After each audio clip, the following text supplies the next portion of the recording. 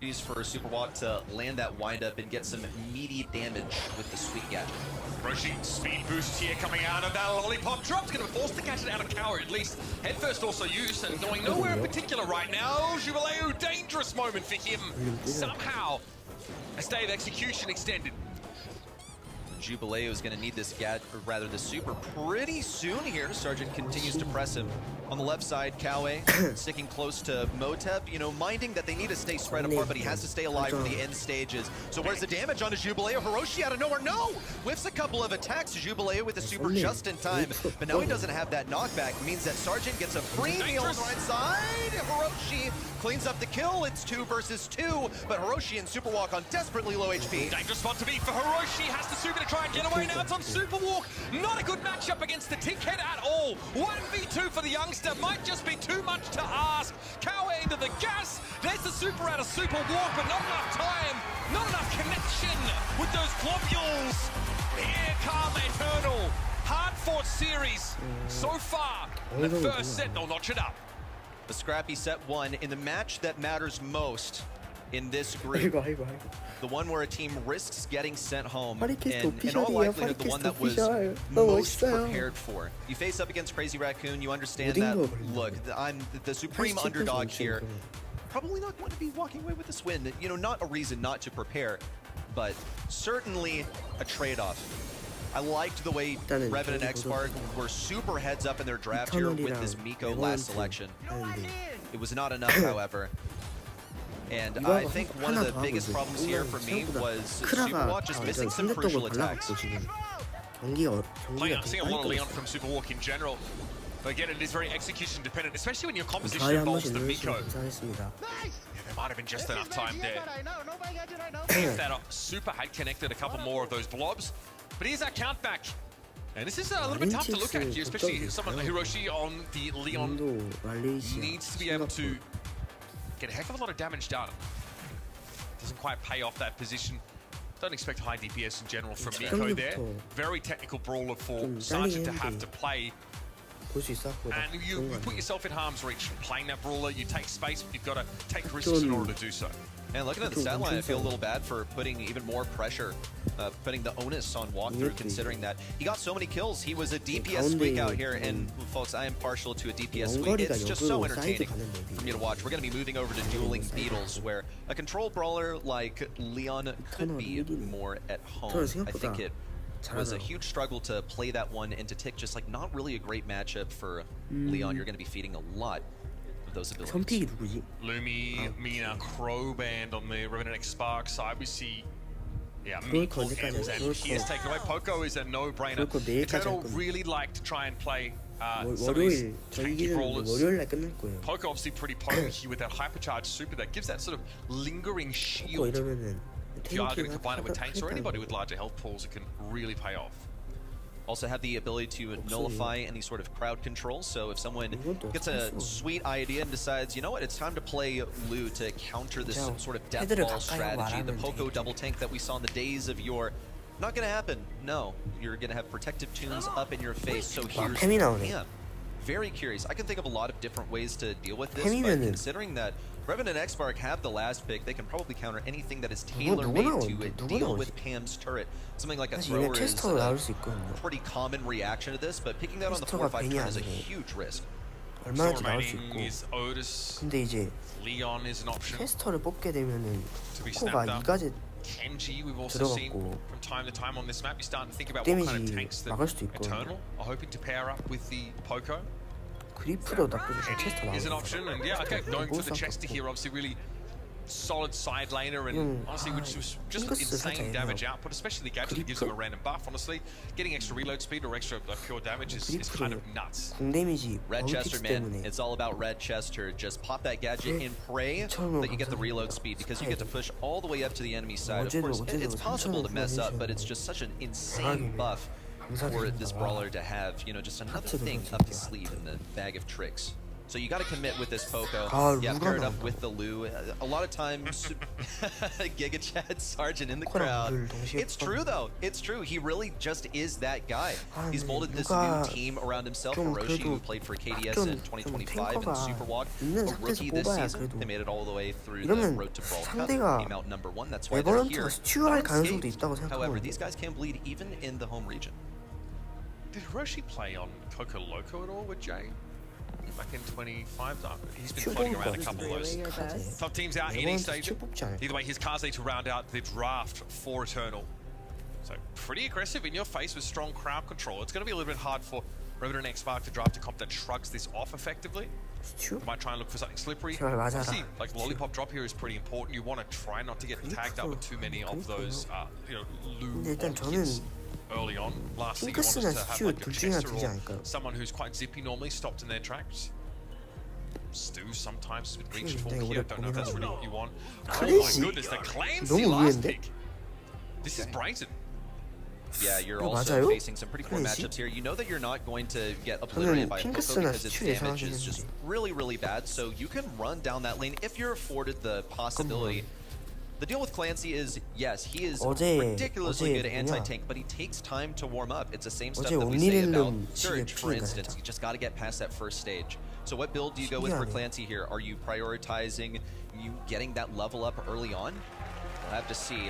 It's time for set #2. At the moment, it's Eternal leading with 1 set. Jubileo's going to be first on to the hot zone, of course, and will always be playing up against this indestructible barrier. Hiroshi having to play towards this left side. Once they've got a healing turret in play, they're going to be in great shape. This Fanstorm's going to make it hard for Sergeant and Superwalk to fire back, or at least do it from a comfortable spot. Jubileo has to be careful. Yeah, a little bit squishy, and the pinch comes in the blink of an eye. However, they did feed some supers along the way. Motep has the heal, and he's got the damage equipped too. Kawe with lots and lots of control. And here comes Sergeant to blow up some bushes, makes it difficult for Eternal to exist just on the perimeter of this inner radius. Revenant X Spark, however, do have the turret set up. It's going to quickly be dealt with. Jubileo in a ridiculously aggressive position as well. Will earn his hypercharge alongside Kawe. There's not really anywhere for Revenant X Spark to hide now. Sandstorm gets you behind walls, so does the Lose Super, and Screeching Solo is a very obnoxious star power to take on Poco. It's damage that you cannot mitigate. You are going to get hit by it. Hypercharge here for Motep means he can play that much more aggressively, and I'm loving this draft from Eternal. So far, Revenant X Spark have got nothing to say here on Hot Zone. No, and they've even gone silent here towards the end of the game. Revenant X Spark basically put down their tablets. You saw Pam standing there in the corner. They knew that this one was over. That's brutal right there. So how do you even reset if you acknowledge that it's actually impossible for us to come in the last 15% come back?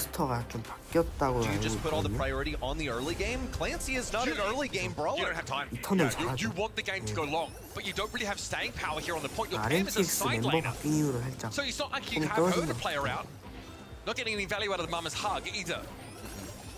Hiroshi on the left side pressuring things back. Sergeant not in the greatest matchup, but he's going to take what he can get. The damage on the Motep, but he is pushed away on the left side. Jubileo feeds that initial super. Sergeant helps pick up a couple of kills. They want to chase down Kawe, and Sergeant's actually going to go for it. He's just him, but Kawe's just out of range also.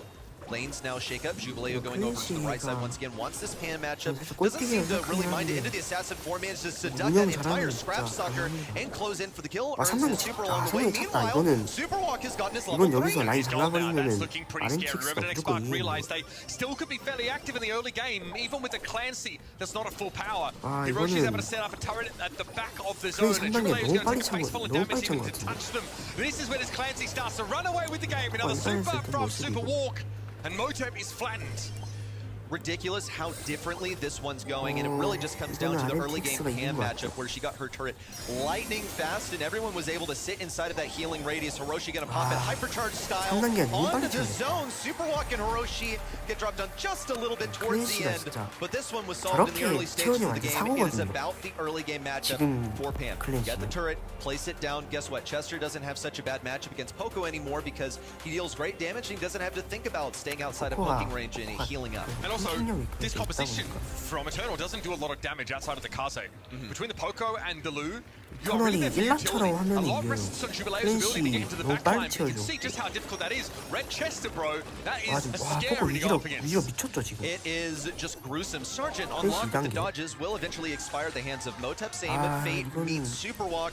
And Hiroshi has to back away. He knows better than to feed any more super to Kawe. An aggressive turret placed down. This is to support Sergeant. It is the entire plan. Get this Jester forward and have Pam heal him up. We're going to see all that healing coming into play. Hypercharge for Motep goes down immediately after. And no super to follow it up either. They don't seem to mind also the skating ring placed down at mid. Just going to bide their time. Wait for this matchup versus Jubileo. Hiroshi knows that he can line up the shot on the right side. Jubileo also retreating. Revenant X-Mark on top of this zone. They're trailing at the moment, but they have all the control in the world. See that Fanstorm placed down to take away the healing turret. The edge of it doing the damage over time, but Hiroshi has another one to replace it with. Kawa actually pops the super to try and control the left side lane, and that's in Clancy going down. Jubilee tries to go deep, still gets a super off, but where's the bloody damage? Nowhere to be seen, and Sergeant has it in spades. Tries to step up, Motep wards him away, but that hypercharged super from the Chester is terrifying. And Revenant X-Spark looking to even up the score here. Hypercharge stun onto Hiroshi, thinking of popping down the hypercharge turret in return, gonna go for it, but he's out of damage. Another shot down to Kawe, but no kill confirmed on the left side as Jubileo eliminated. Motep falls immediately after, and Kawe completes the team wipe for Revenant X-Spark. But the battle's far from over, is still trailing by 15%. Kawe just cycled 3 supers back to back, and that still wasn't enough to take Revenant X-Spark down. Because their Kaze was not there. Jubileo's going to hypercharge super, but simply vaporize in that moment. And Eternal don't have their large damage source to lean on. Super Walk now is a hypercharge, terrifying position to be going up against this Clancy. Watching unsuccessful push after unsuccessful push for Eternal. Revenant X-Spark managed to push them back every single time, but they still seemingly have their backs against the wall. Superwalk's ready with his super. Jubileo managed to bait it out without taking that much damage. Still going to see a kill on the right side. Superwalk on desperately low HP. It's a successful hypercharge for Lu, and Superwalk still, with just 1 tap of HP left, is going to make this a close one. Super out. Gets a kill on the right side. Sergeant pressing in, but Motep. 잠깐만. Second victory. 와, 97대 100으로 이겼어요. To take set number 2 and equalize the series. 솔직히 저 사람인데 내가 한번 이길 수 있을 것 같은데 하고 한 사람은 없어요. Not quite a tie. 아니 But 이분들은 Eternal 진짜 slowly lost their grip on the game. 그냥 Multiple 진짜 loose supers 프로시에서 thrown in. 활동하시는 분들이기 때문에 But the damage follow-up just wasn't there. It's hard to pilot the Kaze in this 그러니까 여기 situation, 일단 최소 especially against the 이 anti-tank 브롤컵 brawler 나온 of 사람들 Clancy. 중에서 이길 수 있다고 생각하는 사람은 To 없는 get to 것 that 같아요. level 3 in-game. 근데 아직 The early round aggression from Revenant X-Spark, they gave themselves more of a buffer to get Super 이번 Walk where he 경기는 needed to be. 레전드였다. You think about the timing here, right? And we're often tempted to look at the clock, but really what matters is how much time can you spend in an advantageous position, getting the chance to hit enemies. And that right there is provided by Pam getting the turret early, placing it down. Superwalk's able to sit inside of it. Same goes for Sergeant. That's how they get their damage. That's how they have their sustain, their survivability on the point. In so many situations, however, the raw aggression that we saw from Eternal made this possible. You have to also play ridiculously evasively around this. You cannot afford to feed loose supers. That was one of the biggest differences that I saw from game 1 to 2 and 3, where Lu is getting far fewer supers, but it picked up in frequency in game number 3. That was a pretty slow game. See, we're talking about this comp not having a whole lot of damage when your Poco is doing the lion's share of it. Tells you kind of what you need to know. Good throwing from Motep here. Just a little bit limited in range a lot of the time. And trying to push a Pam down without your Kaze feels impossible, especially if she's able to sit there and get some healing. So that aside, we now have ourselves a tied up series. We're headed over to Hideout, folks. It is bounty time. A big change in tempo. It's going to be all about kills, slow and metered play, or will someone be picking up that momentum? All your questions answered in a moment. That blue star hotly contested off the bat. That's going to be the first bit of action that we see, and one of the hugest things that we consider in the draft. Mortis globally banned, not a concept here. Gene also gotten rid of. Does assist in diminishing any possibilities where someone would grab that blue star and immediately play defense. Pierce, a no-brainer. First pickup here, it was left wide open by Eternal, so they did plan for this, and Revenant X-Spark just believe that they know better. I want to put this on your radar now. Look out for like a random last pick. If there's the possibility right now on this map. Also Edgar with a bit of extra mobility now, that scarf gadget. allowing him to cross the map a little bit more effectively.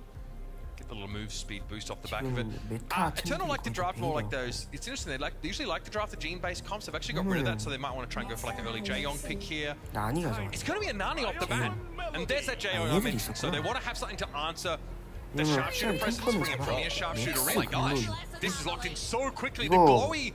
Pretty powerful out in the open, but the max feels like a bit of a throwback pick. Yeah, I'll tell you how this is going to work. Essentially, they're going to try and press Glowy and Max into this one lane, and you saw this many different times before in different ways with like a Byron and a Max hammering down one of these lanes, just trying to get into the enemy spawn. They're taking full advantage of kind of a lack of DPS from Eternal. Jay isn't going to have really that much damage. Like, yes, he has Weaken Warrior, but overall he is support, and for Nanny, high execution to get that done in close range. Lumi is going to help slow this down. She'll be able to hold down this combination together. I honestly think that Lumi should be able to do this lane solo. We'll see whether this was really accounted for. Lumi late in the draft was not fully accounted for in a notable match yesterday into a Shade matchup, so it's possible that this one is actually just flown under the radar. She did get a recent buff that kept her pretty low-key until the last few weeks. Yeah, look, I mean, the biggest thing that was attacked for Lumi early on was her massive health pool. That was brought down. It's actually been nudged back up a little bit more now, makes her feel less squishy. It's that projectile speed. That means she's able to get those Morning Stars out much more quickly and get them back quite fast as well. Blue Star here for Motep. Gonna go in and snap that one up with the absence of Kaze on the map. Here comes a combination on the left side. It's what we expected. It is Max plus Glowy. And Jubileu's attempting to hit these shots. He's already used his gadget. Hiroshi and Superwalk is staying just outside of the range. Actually haven't been hit by a single Morning Star so far. We'll see Superwalk get the initial kill. Another one on Dekawe. Jubileu at risk of being taken down at the hands of Sargent, who's provided a wide open mid to work with because of the aggression in the space created by the Max and Glowy combo. Yeah, Max Glowy, this is extremely obnoxious. Superwalk can shrug off all manner of poke damage and start to play that more aggressive. Weekend Warrior didn't really leave a scratch on the Max at all, and if you need B, there's phase shifter. You also have your super to give yourself that burst of speed. This is tough to play into. Like, how do they even push Revan and X-Spark to their side? They're able to move backwards so easily. Jubileu on the left side is still working on getting this matchup going, and it's not going so well. He had to back up so much off the beginning. I really thought he would like genuinely be able to slow down his opponents. They do catch Sargent in a rough place, but no one's there to take full advantage. They don't have Nanny over there on that lane to play against the Pierce. Instead, Nanny's been forced into this horrible matchup against both Max and a Glowy that keeps Superwalk at max HP at all times a day. Here's the peep. Multi, spray a bit of damage, not bad. Hiroshi does have a dash gadget though with that insta-heal component. Here's the hypercharge coming in from Motep though. The same though from Superwalk on this Max. Can he pressure Motep down enough? Grim and Frostbitten used in a blast speed catches out the Pierce in the top right corner. Sargent has his hypercharge. That could be a kill in the back pocket. Superwalk going to defuse this peep on the left side, and here comes a hypercharge. Really ambitious, and Sargent's going to miss it. 10 seconds to go. All the speed in the world, all the health, but lacking on utility for Eternal. 5 seconds to go. They don't have these guys close enough to the corner. Or could they? Hiroshi has that hypercharge. He's ready to use it. 1 second to go. Everyone's alive and healthy for Revan and X-Spark. And this is such an intelligent combination. They knew that no last pick would be able to disrupt the duo of Max and Glowy. The evasiveness, the HP, the tankiness of Phase Shifter, combined with the constant healing of Glowy. Combined, don't fear the burst heal potential off the gadget. It's just impossible to eliminate either of those brawlers. And Revan and X-Spark build a lead ready just off kills that happen in the neutral game. Motep here traded for Sargent. That means Blue Star goes over to Eternal. All things said and done. We'll finally see Revan and X-Spark on the aggressive for the first time in a couple of minutes. Could easily go back the other way. Missed. 오히려 가젯을 써서 룸이 궁범위에 들어가서 그게 not impossible to recover from. It's not even going to be damage for 속바에 Sargent. 걸리네. 오히려 들어가서 right 속바에 before his 걸린 경우. super actually procced. It's going to be an appropriate retreat on the left side, and Glowy is exactly where he needs to be for this long-range matchup. Trying to circle all the way around. Might even go for Sargent here, who doesn't have a way to play around it. Though not too much damage onto him, just going to drop him within a couple of shots from Jubileu, who's having an excellent matchup on the right side. Now finally finding his groove with 5 stars to his name. Yeah, he's brimming with confidence, and that was an amazing blast speed to catch out the low health Pierce. Now Jubileu is on a bit of a frustrating off angle. And of course, with the gadget coming up pretty soon, that could be disastrous for anybody that lingers within the frost field for too long. Good healing there from Otep, much needed. 와 잠깐만 이거는 He's got to be feared away 하창으로 by the Glowy. 끊어버리는 And this now puts Eternal head by the 5 stars, 아렌틱스 starting 입장에서 to 루미를 shrink 좀 this 잡는 lead. 게 Jubilee is at risk of falling. Super Walk gonna go for the push in. Also has the 루미가 hypercharge equipped. It's 이러면은 gonna 따일까요? for speed. Jubilee still 루미가 alive. And Sergeant's 와 따랐어 going for it. 잠깐만 Now running away with all the 바로 speed in the 도망갑니다. world. An 와. additional couple of shots going on to Motep. 와 루미 따인 거 진짜 너무 큰데? 지금 그 파란 별의 차이라서 와 지금 나이 따랐다. 그러면은 레버넌트 엑스파 아니 이터널 입장에서는 피어스 잡거나 아니면은 글로이 매치 둘다 따면 되거든요. 와 이게 위험해.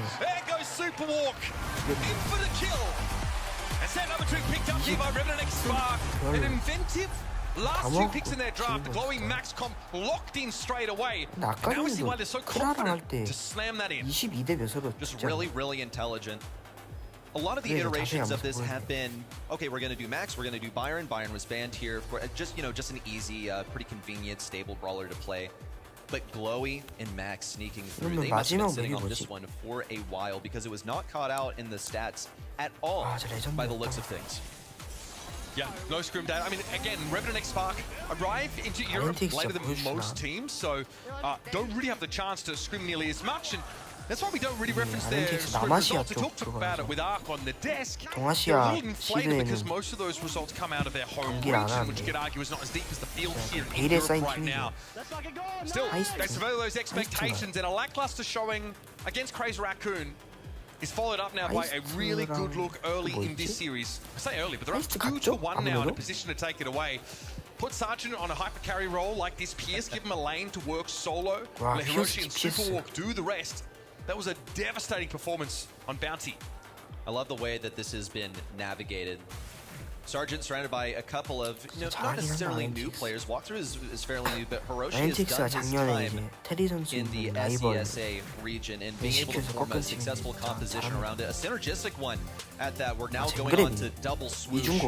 There are going to be ample opportunities to break up that synergy. We love to see, well, and you hate to face, the assassins that relentlessly target your gem carrier. Yeah, I'm thinking Leon is going to be a premium here. Very powerful. Something that we've seen Superwalk try and snap up early and often in many of these drafts. This is the kind of map where like Griff is a go-to in the past from Eternal. Obviously that cashback hypercharge can go through walls to be able to blow out the enemy sort of mid-wall that otherwise be safe behind is really important. I think the alley ban is also very heads up here by Revenant X5.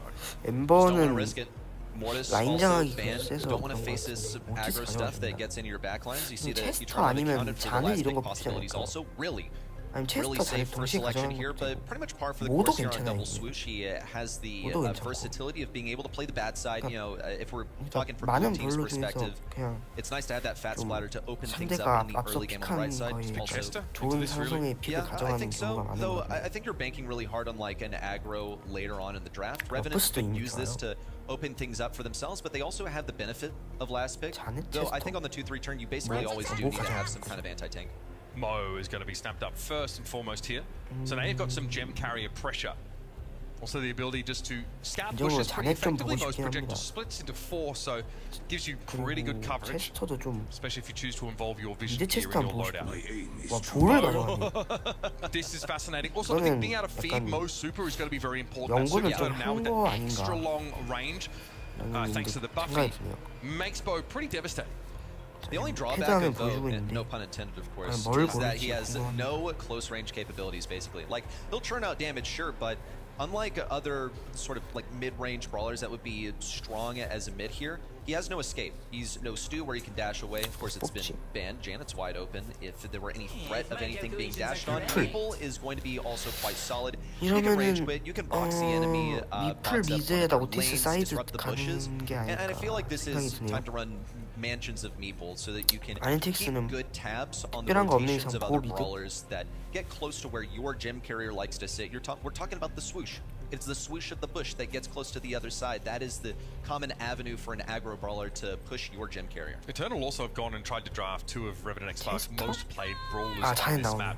Rounding it out 이러면 with a very 자넨 safe 미드에다가? mid in Janet.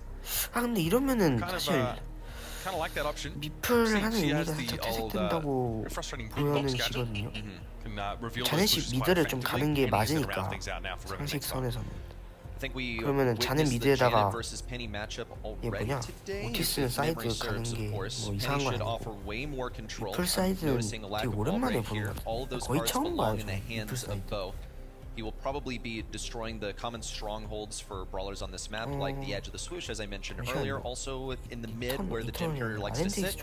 It's where Janet's going to be most of the time. I think it's a losing matchup for Janet into Bow. Personally, is when you're fighting at mid-range, Bow just has way better damage. And I know Revenant X Spark are certainly hoping it's a winning matchup. They're just one set away from keeping their tournament lives alive. Yeah, advancing out of this group also very important at this stage. I set on Championship Sunday here at Brawl Cup. Sergeant bullies Jubilee with there, no two ways about it. He pushes him with a salty barrel and flattens him. Hiroshi already getting these mines down. Where the Janet would like to sit, it's going to be important to win these side lanes to enable that mid. And an early turret is ridiculous for Sergeant. It's going to be so difficult for Jubilee to push in on this right side. All he really has is a fat splatter to deal with it. Kawi going to bait all of these mines out. Also, notice the star power choice for Hiroshi. He's going for additional vision in the bushes. Is able to see a little bit deeper now. Superwalk just dominating this left side. There's just nothing to say about it, I think. That's supposed to be Eternal's safe side of the map. Superwalk has super very early on and won't be shifted away from that part of the map. Yeah, sure. What's this Meeple supposed to be achieving though? Kawa can really only try and force them all away with the mansions. He achieves that goal. More of those mines being dragged out now, more of these hypercharged turret bombs being thrown in. Sergeant quietly is kind of taking over the game. Another salty barrel kill on Jubilee when 오티스 상대로도 굉장히 좋고 미플 상대로 좋아갖고 뭐가 선픽인데도 불구하고 아예 좀 뭐랑 대치했을 때 좋은 브롤러를 선택을 못한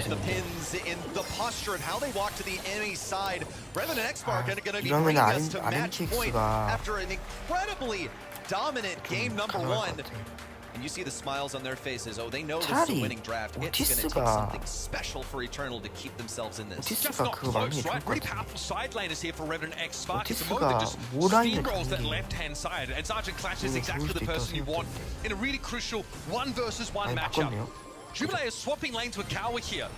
I don't know if that's going to fare any better really for the people now. Who does catch Sergeant in the mansions? But Motive really has to catch 이게 맞다 진짜. Look, you've already found that it doesn't work to put Kawa on the left side, so let's not try it again. Let's just go ahead and put him on the right. Left side is going to be won by Superwalk initially.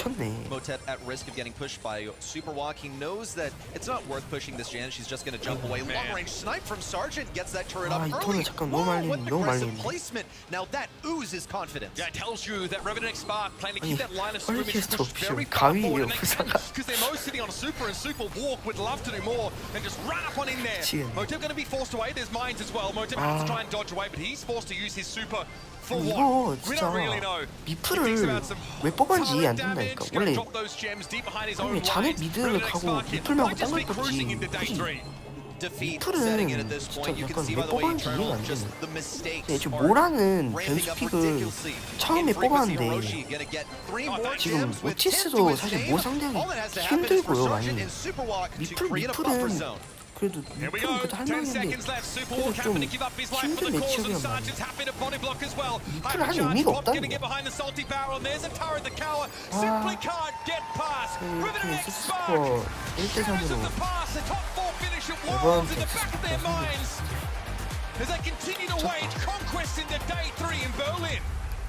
스파이크 뭐야? You can send one of his teammates to the military, you can send the other into retirement, but you cannot stop the chosen one 대체적으로 이제 남미 쪽이 이제 in Sergeant as he advances on to the final day. 남미 쪽이 이제 세계대회 거는 나가고 because you didn't feel like you got to show the world what you were made of against Crazy Raccoon. Let's get down that would hear from them themselves with Bunny and Sergeant.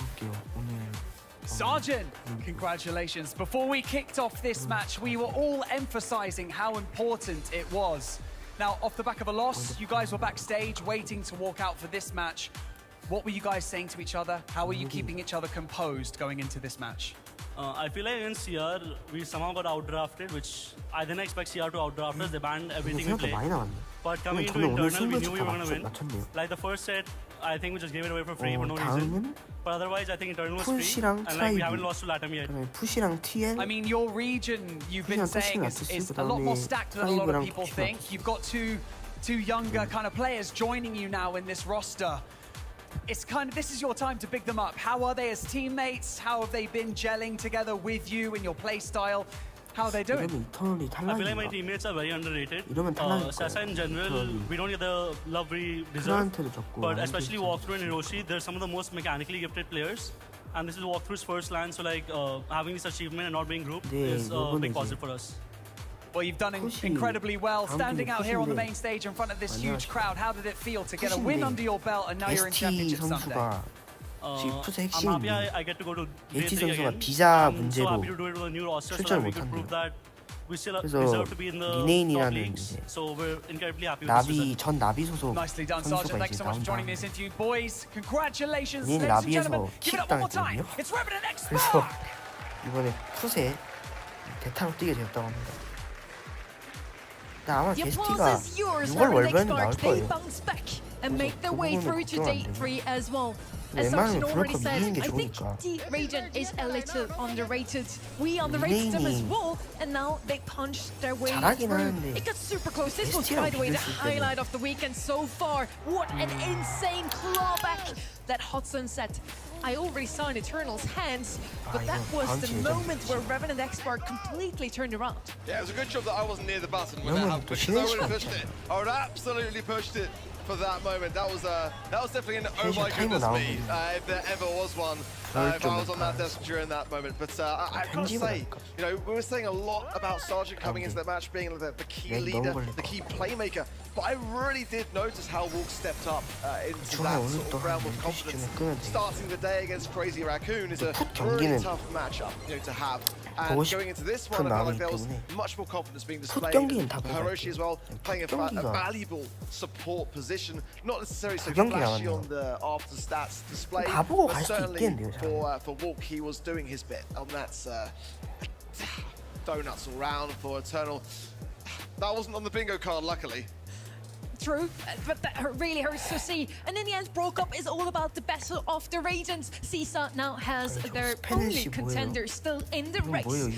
Welcome to the desk now, Spen. Of course, you're a big household name in Brawl Stars. You yourself, looking back at your career, what has been your greatest achievement so far? Pushing to 15,000 trophies with ARC in 2019, or winning a World Finals, I guess? I mean, I did World Finals back when dinosaurs were alive. I mean, I've still got to hug on to that, but I guess playing with ARC's a pleasure. You qualified for that World Finals too, right? 다음 경기가 푸시랑 트라이브 게임입니다. 2019 was also the last time Liverpool won the Champions League. By the 트라이브가 way. 지금 폼이 It's been a while. Throwing everything out there now. I can't catch We a break. did our research. Oh my. We don't talk about last night. We don't talk about last night. 저는 풋을 But 투표하긴 it's been a 했어요. while, yet still you stayed a content creator, you play the game every single day. So who else should we got up here other than Spen, who is our analyst for this one? You know the draft, you know the players. And now you're gonna be here for the next match, which is Tribe. Excited for that one? I mean, I'm excited, but I don't know what to actually expect, especially with this situation, which we'll go on to in a little bit later. I really don't know how these teams are going to face off. A lot of question marks on both teams, but it should be a banger. It's the game of the day, so I've been waiting for this one. We now have seen 3 groups already, Art. This is the last group we're gonna see today. What do you expect coming out of this group? 해볼게요.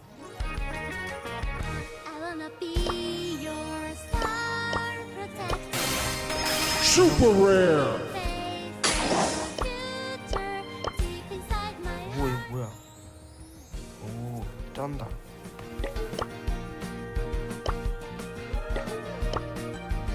되게 할만한데 관전해야 좀.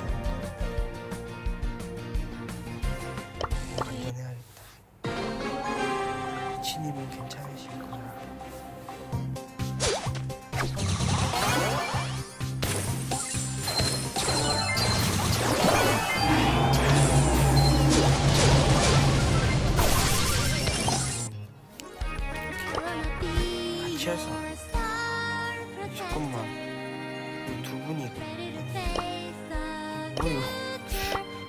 공개적이랑 부계적이 같이 들어와 있으시네. 힐 테스트 한번 해볼까?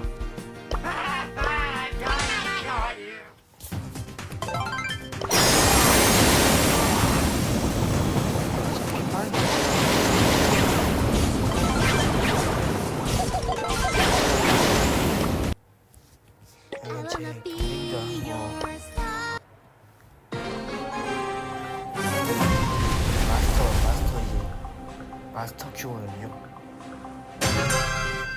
레전드를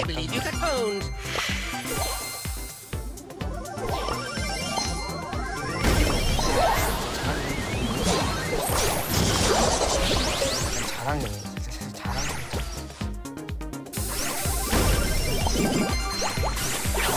와 이렇게 잘라주고 다시 채워주고.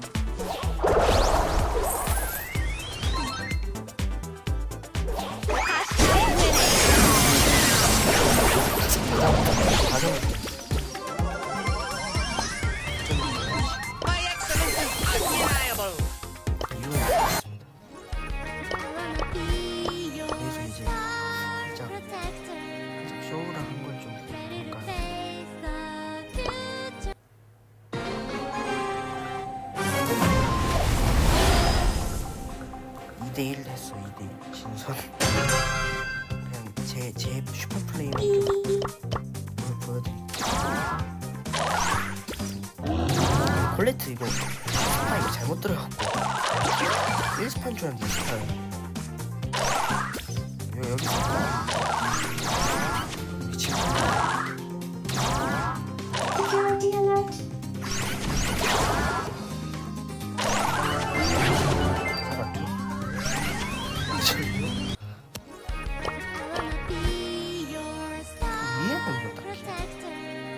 클래식은 쉽게 이기고 진거는 뭐 어쩔 수 없고 한 계정 들어가서 좀 즐게임이나 할게요.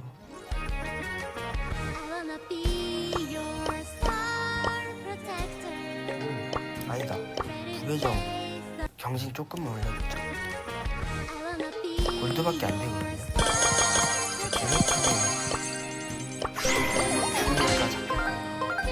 좀만 언제 하지? 몇 분 나오지? 어쨌다. 이건 진짜 버티만 박아도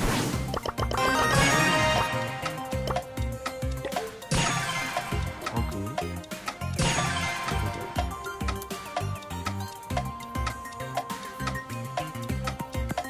두 개라서 할 수 있는 픽이 많이 없는데 부계정 마스터 또 한 번 달아보려고 하거든요.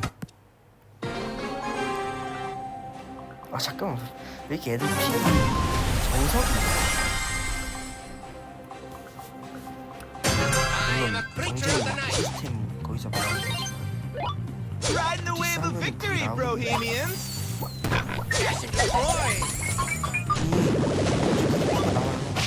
여기 유튜브 같은 거 하지 않아? 나비 너가 잡아줘.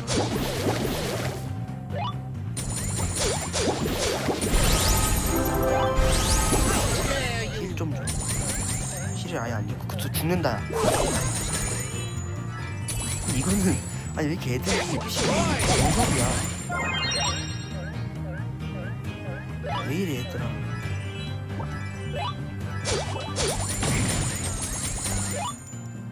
얘들아 진짜 이거 불 1대1 어떻게 이겨요 이거.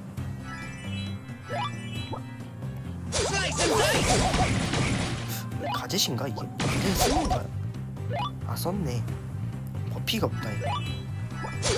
근데 저 이거 못 이길 것 같은데 진짜 답이 없어 이거.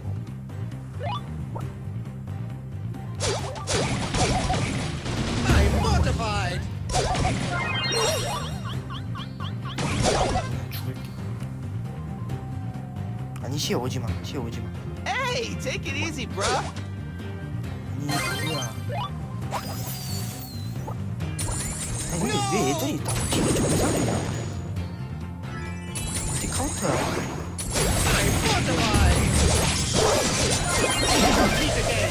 아니 어이가 없네. 아니 진짜 불이 왜 나오는 거야.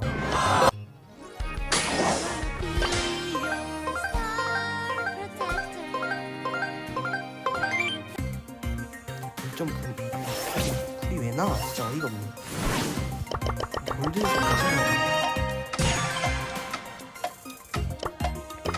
괜찮아.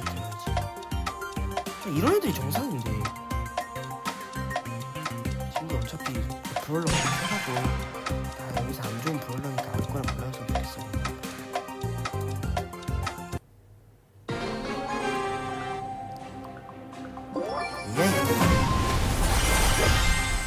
이거 진짜 에반데 진짜. 그래서 이가지였으면 이겼는데 이가지셨고 이랑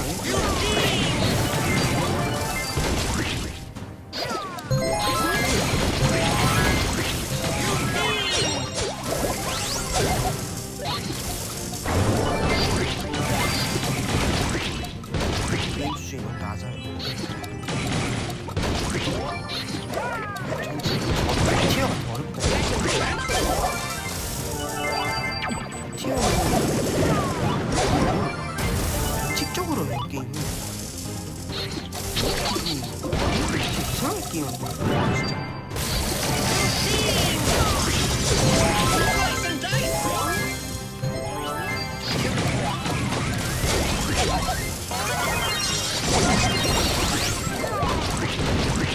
이해가 안 되는 상상관계를 모르는 거야.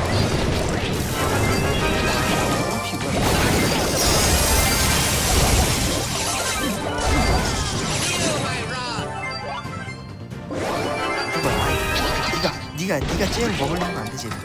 진짜 에바야.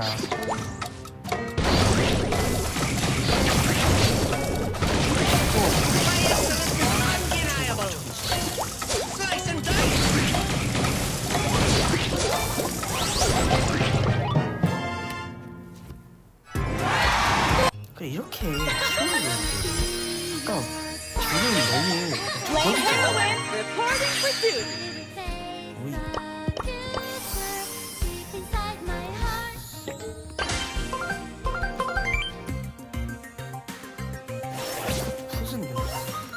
잠깐 우리 팀 다 퍽인데? 우리 팀 왜 다 퍽이야? 우리 팀 다 퍽인데요? 뭐야 이거? 알렉세이네 알렉세이. 다 퍽이네. 이게 뭐야? 아니 어이가 없네. 오이 다 퍽. 오 뭐야? 아니 뭐야? 지리네.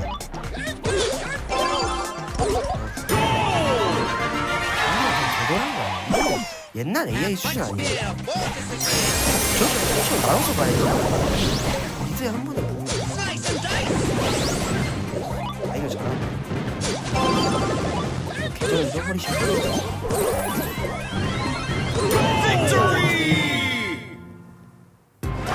퍽이네 다 퍽. 너무 쩔긴 하네.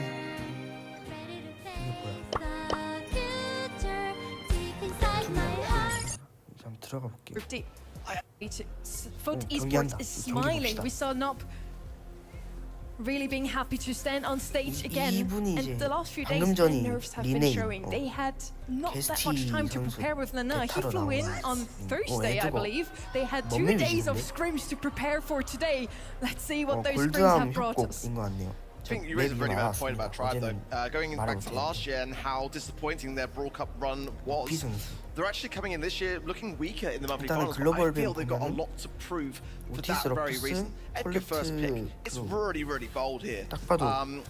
It's kind of one of those brawlers that I just kind of feel is a real statement. It's a real aggressor in that regard. Ben, as you're looking through the draft, kind of what are you looking out for?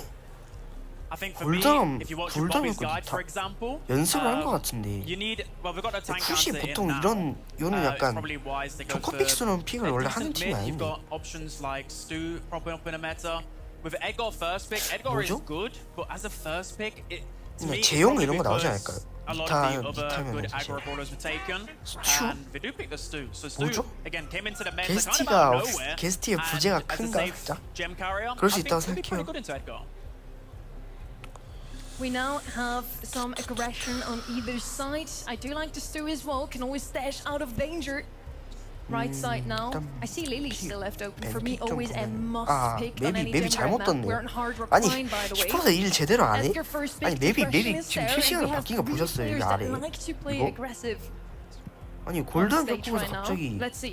Next pick 암석 here 강사님 from 어떻게 the side of Tribe Gaming is going to be 이러면은 Finks as their jet 정성이라고 볼 carrier. 수 Okay, 있지. not something I see too often. Finks usually the brawler in hot 월드컵 zone now 뽑았다는 also 건 popped 진짜 out 자신감 on 있다는 Hard 거기 Rock 때문에. Mine. Lumi coming in once more. One of the most banned 선수가 brawlers 진짜 of yesterday. Actually 좋아요. surprised to see her slide through the bans in this one. Yeah, I think with Lumi, I'm interested to see how Foot actually counter out Lumi. We saw it in open business yesterday, and it just felt like such a hard matchup for a lot of these aggro brawlers. It's quite clear they need something aggressive now that can deal with the Lumi, that can create pressure. It's just which one best to go for. We've got Kenji, could be a good example of an aggro. I'm trying to think of other ones. Yeah, Kenji. We go with a Kenji. No need for the other ones. And we've got Lenane on Kenji, hopefully. So, I mean, this is set out to be a banger. 나쁘지 않은 픽이라고 생각하네요. 생각해요. Foot versus Tribe Gaming. I hope you guys are ready in the crowd as well. Berlin, seid ihr ready for this match? And the casters are too, I hope. We are absolutely ready. It's your favorite fun pop star alongside the accountant. We are ready to get Group D underway. Stars run deep from Dallas. Tribe Gaming 1 year ago fell flat on this stage. Foot Esports have had their wings clipped. The Angel, though, continues to fly. Replacement Lana taking off on the left-hand side against the Lumi, while RBM, known for historically the tanks, is actually running the control brawler. Well, Lenane doing what he does best and running in a straight line of the opposition. And almost worked there, just narrowly dying out to Diego Gamer in the back lines. Luffy doing more of the same in the reverse, trying to cut off the back line of Foot. Lenane swoops in, helps pinch that and deals with it nicely. Gem-wise, it's looking more Foot's way. Not once again taking off Suzuki, actually connecting with one Luffy. Gonna be battling 1v1 situation. Edgar just a menace in this current meta. We haven't seen him a ton, it's for good reason. 개인적으로 푸시 이겼으면 5 좋을 is 것 the count 같아요. now for esports. Tribe Gaming just getting started as they're getting this mid control. Here's the jump from the Edgar, not the best, but uses the gadget over the top two. Little period of invulnerability keeps Angel Boy alive thanks to Bruce. And they're not pinching it. Trades out though, and Angel Boy might be too low to get him. A spillage of shield. 원래라면은 베스티가 미드를 만든 게 away and now 맞는데 back to safety for 10.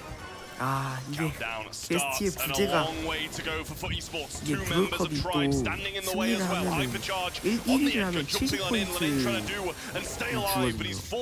그 포인트 자체를 주는 게 함정 같진 않은데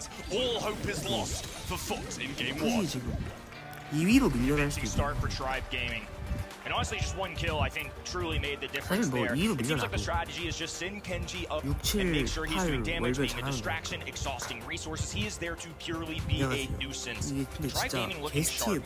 I think this is an underrated storyline as well. Obviously, at World Finals, they also didn't win, but they did play some of the best competition. They lost to Humble, respectable. They were the second place team in the World Finals winners, the Brawl Cup winners from the previous time. And then they lost to CR in a buzzer beater, a double match point. Surely, they've got something in there. Great play from Lenane there, showing why he was the one they picked up. Just waited on that Finks TP, and he eventually had to go back with the pressure from Nob. Nice pick up though from Luffy in the back lines to keep them out. 5 for Foot now, and they're starting to run away with it. Nob claims the 5th, but has to back down for now. As Angel looks to work around this right-hand side, low HP. It's tough to go against the Lumi, especially with that ice that can go on the ground. This Luffy now with a super available. 이게 근데 핑에서 분 깔린 순간부터는 미드 주도권이 아예 사이드 쪽으로 넘어가다 보니까 얘도 지금 아래 있는 것만으로 지금 너무 위험한 상태예요. 아 잠깐만 저 켄지가 너무 느려요. 맞긴 했어.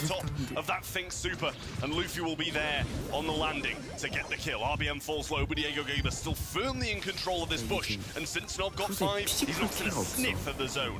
Nice slide away. This is why Spinelsi called out the stew. It's because he can dash away at a moment's notice. Edgar gets up to 2 dives at once. So just being able to cycle that super really easily, create some space for himself, preserve your life. It's a big deal. But these things have been real lethal. Angel Boy going to fall once again. This time a hypercharge going down the Nob, popping out, but Tribe there to deal with it. Now Nob just has to force away. There goes Luffy for 2. Cleans up and now scoops everything. 나온 순간부터 사실 그냥 and they're looking quite good again to be able to fend this one off. Diego Gamer hypercharge now being popped, and still 2 in the back lines. Luffy using his jumping on top of Lenane and will get the kill yet again. Diego remains aggressive, and RBM has a hyper to use as well. Not going in, trying to get the damage. Doesn't quite get it done, and they were still safe in the back lines. What a start for Tribe. I don't think they thought they could do any better.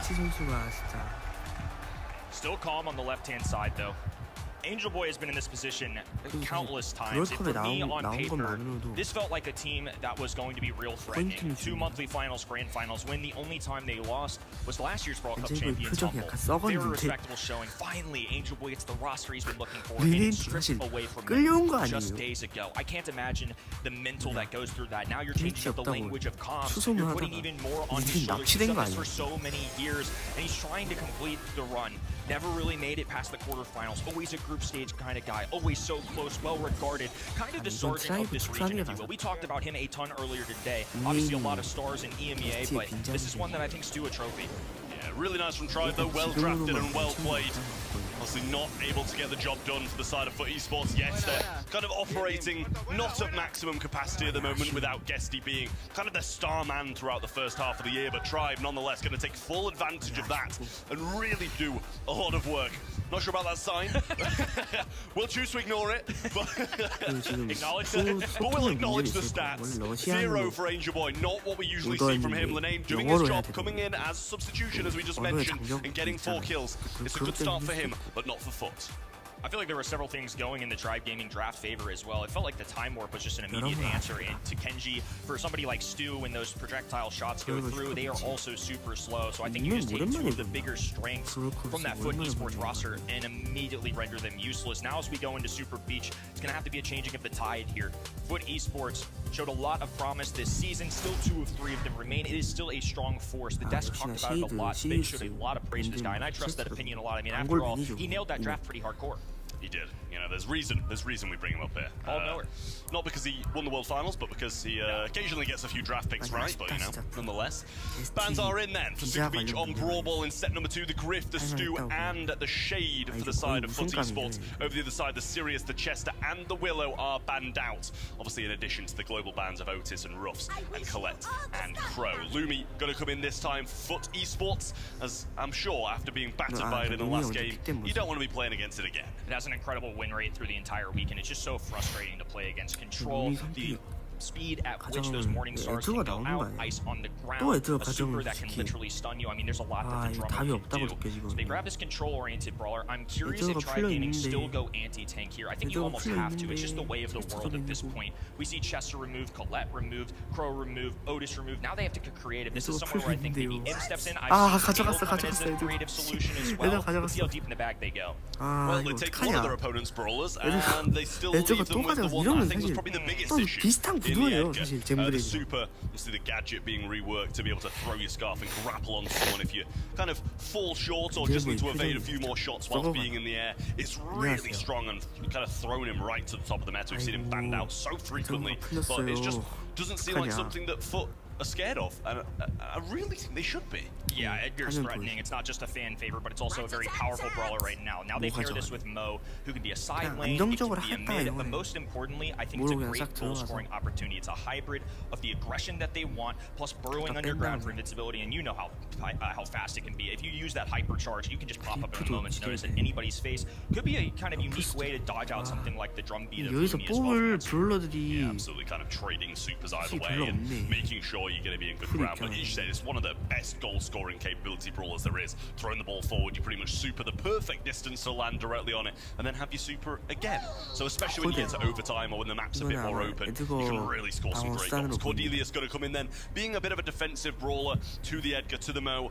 I wouldn't say it's not uncommon here, but it wouldn't be one of the ones that I throw out to start with. I think it only shows up because we just have so many anti-tank brawlers. I just feel like there's better defenders in the current meta. I mean, access to the Shadow Realm goes without saying. Very valuable, but the one thing missing from this composition right now is any form of aggression and goal score of their own. There it is. They're going to go with Mina. Yeah, I mean, it's a great brawler if you can play it well. It just takes a lot of skill to be able to make this brawl work at the highest level, and I'm not going to doubt that they're able to do just that, because, you know, either one of the aggressive players and Angel Boy and Lane both going to be pretty capable on that, and a bit more maneuverability to avoid the Edgar when coming towards you, or the Mo popping up as well. Nita going to come in then as an mobility tank. It's been kind of brought in here and there over the past few series. Unusual order of operations, but nonetheless, I think the right-hand end gets a well-rounded composition.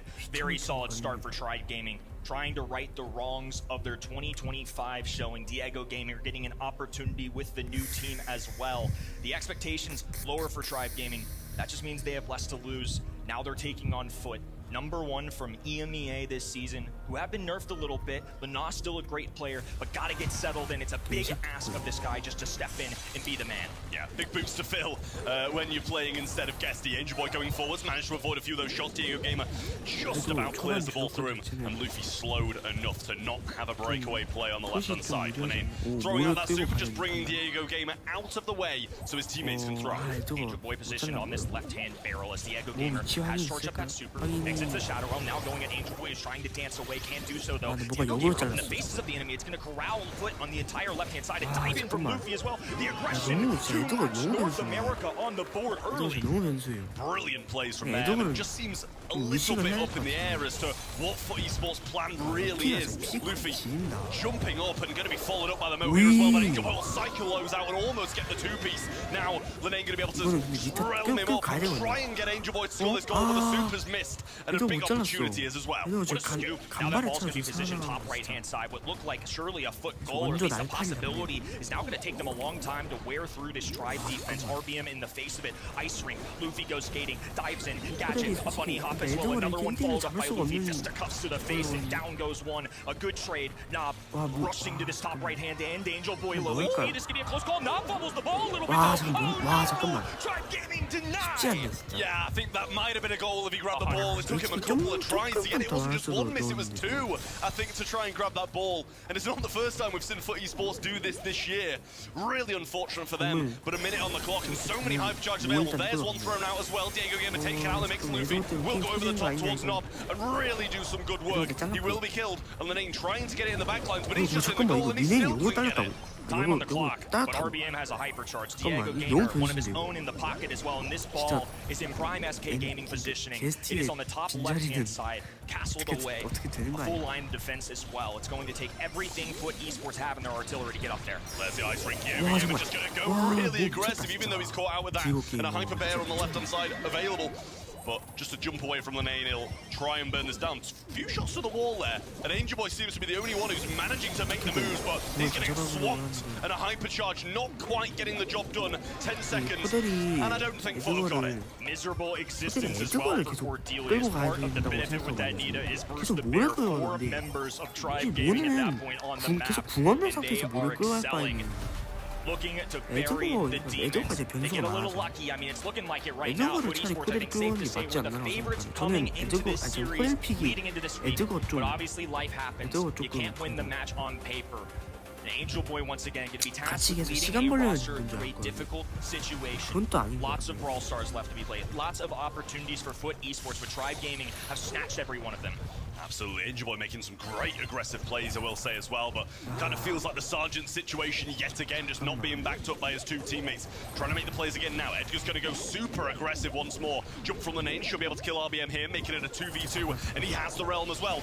Can't get it off, and yet again, they're in the goal, but they don't have the ball. I feel like Angel Boy's been at the top of the map more than he has been on his own spawn side. He's getting a lot of kills, it's just not converting into goal scoring opportunities. So a double hurricane as well. A tropical storm on that right-hand side of the map as RBM tries to deal with him. It's the anti-tank for a reason, but now Nob's there to assist. It's RBM being backed away. Angel Boy now cut off by the ice. Lana needs to take advantage of the drain and go at this. Diego Gamer making an instinctive decision to kick forward, a dash. Oh, it's so close, but a super kick away will hold. Another chance missed again, and Lenane missed his super in there once more, and there's so many blunders from Foot Esports. When you need to get these goals on the board is when they're making these big mistakes. The opportunities that they've had that they haven't executed is really worrying me. Angel Boy around the back now, hypercharged. He does get locked down, but the synergy's not there. Now RBM forced onto the ice rink. Will back away. Diego Gamer unafraid though, holding his own against this ball right now. Neither team has scored in this game, but Tribe Gaming, of course, with less pressure on their shoulders. They've got the lead. It's Lana hovering over this wall. Diego Gamer looking for the angle. Now a dive in. Lana getting really aggressive. There's one looking for a second as well. The Shadow Realm going through as RBM manages to stay alive, but Angel Boy should have an open shot. Oh, I don't know if that was intentional. I'm going to say it, but it went in. 이걸 넣네요. I I did not think the same. I thought the same. Sorry, I was like, I 이러면은 don't think it was even on purpose. Hypercharge coming in though, and they do shut it down, but a couple more follow. And Luffy gonna go in for the kill. Maybe could have scored that too, but RBM not gonna get the pass off. The lockdown's jumped over, and Luffy will find the goal. Nob had a slim chance of stopping that, but a missed super and a well-timed edger jump. Get them the goal. 벽이 없으면 애드거랑 All those supers going down. It's gonna be RBM versus Lana 1v1 advantage. Now a 3v1. 지금 끝내야 돼. 지금 Diego 무조건 Jaeger 끝내야 left all alone, but it's a rush of blue up the middle. Foot Esports finally on the board. This is a Foot Esports we know. This is what we expected when coming into this competition. Lenane really doing some good work there on the Cordelius, and I think both of those goals partially could be credited to him as well on that right-hand side, realming people at the right time. And yes, we've seen him with a few mistakes, we've seen a few misses with that realm, but when it hits, it really works. Foot Esports now moving their way up the left-hand side as Luffy dives in looking for Nob, grabs the kill. Luffy respawning. 잠깐만. Right up the middle, a 이게 무서운 and 거야. an easy bucket, taunting his enemy as well. Track Gaming with an early lead. Yeah, the lag walk only adds to the frustration that Foot Esports are going to be feeling at the moment. Hyper aggression coming through the mid now, though. Bear being placed down, Lenane going for the south pass jump over, and a little immune there from RBM. The pulse, but they're just giving it to each other. But they get it done. Luffy not going to be able to walk this with Lenane coming back out of spawn, but control and the lead in Tribe's hands. A chaotic set, and it's Tribe Gaming who managed to show up amidst it.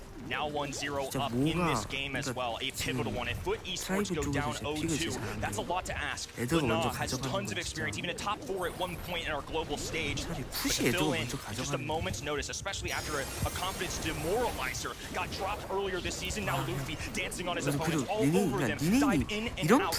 Bunny hops his Nob is standing close by. Lana trying to give good call-outs as they stun RBM. RBM goes down 3v2 and the defense will hold firm. Nice bit of synergy there as well, just knowing Lenane was going to come out of that realm directly on top of him. Luffy, hyper-aggressive again, but making the move up top. Realm available and needs to be hit, but I think he might be able to walk anyway without it. And he hits it on point, and Foot find the answer. Fireworks in set number 2. Foot Esports finally showing the potential that they have. It's been jittery. It hasn't been clean, but they're still in it. Now Nob with a kick forward. Gadget going down as well. Angel Boy, a star of this set, looking for another opportunity. It's a double stun. Scoop up from RBM. Now one in the other end. Shadow Realm for Lana as Nob stands up top alone. Damage gear coming out. He slowly reheals. They know where Bruce the Bear is. They have to take it down. Yeah, just trying to keep him in the realm for now. Keep him out the way, and Angel Boy around the side when he's a bit disorientated coming out of the realm. Lenane moving around the right side, super coming in from Angel Boy now. Should be able to find that kill and get 지렸다. and a brilliant showing from them. Angel Boy, I just watched his reaction on stage. You saw him off the get-go. Timid. Not what I'm used to seeing. This man is animated. He dapped up with Nob like he's known him for years. A big smile coming out of Nob. That was the momentum swing they needed. I was getting nervous. To be honest with you, just out of respect, I picked Foot Esports in this match. And I think it's mostly because of the belief I have in Angel Boy and this roster and what they've shown. Lana, of course, a lot to put on his shoulders to ask of him, hey, you have to join a brand new team and be the man. He was good enough there with Cordelius. That was a much better showing. Yeah, I mean, I think this is the thing, like, Foot Esports coming into this competition probably were the favourites when playing with Guesty. But Lenane gets thrown in this really unfortunate situation, having to fill in. And I think this makes this game a bit more of a 50-50. You've got a team who've been playing with each other, you know, all kind of year long.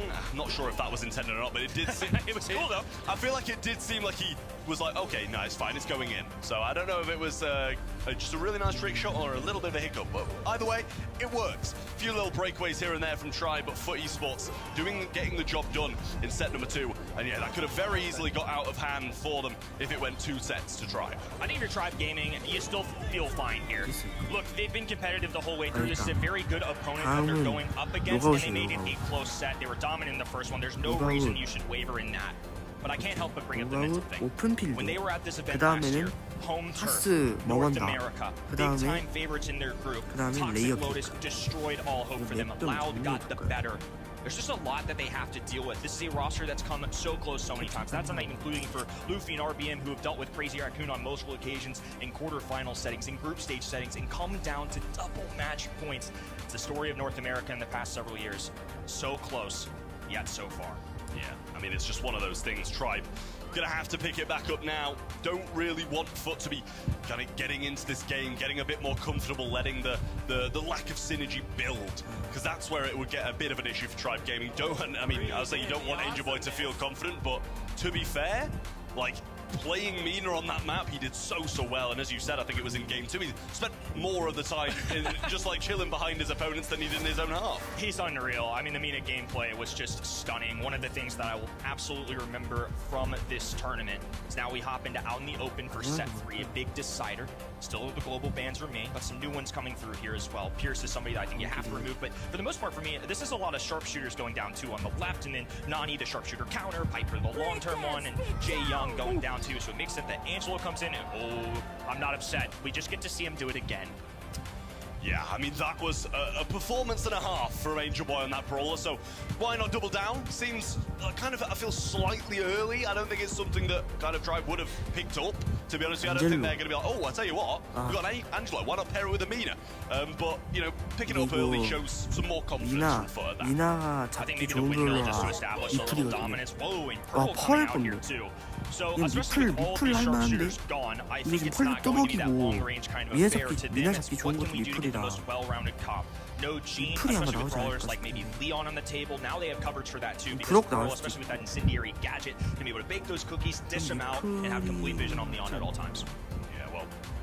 We'll see what Tribe go. Might have to find some 펄이 되게 평가가 좋아요. something to account for the Mina, I will say. And obviously, Angel Boy, 펄까지 안 I 좋을 don't think he'll 별로야. be playing this Pearl, but the Pearl will be playing at more of a mid-range. 미플 So 맞췄죠. Angelo will be able to outrange that Meeple coming in the mid. Going to be able to use the Rage Quit if that's the option they want to go for, and I feel like it's Amina, maybe that's the best shout. But Mansions and Meeple, the other option, can do a lot of work as well if used. I think Rage Quit makes a lot of sense. I just think to defend themselves from the Mina, one culprit that's typically on this map is 바이런 가져갈 거면 사실 푸시 가져가는 게 바이런이 시너지 잘 날 것 같거든요. Tribe Gaming have that. They have somebody that can get over the swamp, so they can get early positioning at least through that. But I think that's something that at least on the left hand end, they're considering a lot to account for, though. Obviously, 잠깐만 뭐야 이거? 잠깐만. 그럼 팽이 I would say 나오는데. on knockout and bounty for several 이거 teams 맞아요? across the world on these particular modes. I think it could do quite well into something like a Pearl. It does take a while to activate that super. For Mina, I imagine it does pretty well, especially with the roundhouse kick stun and then combo there. I could see this working out for now. Absolutely. I mean, it's been showing its face here and there in a few modes. I think we saw it yesterday on Shooting Star, and it had its moments, but I don't think it won the set. But it was played very well, and I don't think it was the fans' fault that they didn't win the set. Multiple stars over his head at certain points. And Byron to back up the two brawlers on the side of Foot Esports. Going to be able to just go heel on Amina. And Angel Boy on that brawler in an aggressive position with heals in his back is dangerous. Set 3 is going to be a marquee moment of Group D. Either Foot Esports can live up to the hype, despite losing a roster member in a fill-in. They still can take advantage. Meanwhile, Tribe Gaming have a lot of history in this tournament. Unfortunately, I guess I should say for better, they don't have a lot. 0-2, they have yet to win a Brawl Cup match in our 2 years so far, and now they're tasked with EMEA's #1. Let's get it, Brawl Cup. Set number 3, Foot Esports, Tribe Gaming. 펄은 이속기어 on the 주는 게 right 맞지 side, 않을까요? Angel Boy using that 이속기어가 maneuverability, and it's actually going to be Meeple's Mansion, so not going to have the Rage Quit to stop Angel Boy in his tracks. And he's straight away pushing Diego Game all the way back. Takes a heavy hit to the face, though, and Nob requiring some heals towards Angel Boy. They just got to keep an eye on Luffy, make sure they're not feeding too many kicks to the face, otherwise they're going to get a Fang supercharged up rather early, and that would give them a huge advantage. Angel Boy, once again, unafraid, going straight at the enemy team. He's going to be harping in this grass, and now he is not there to assist him well.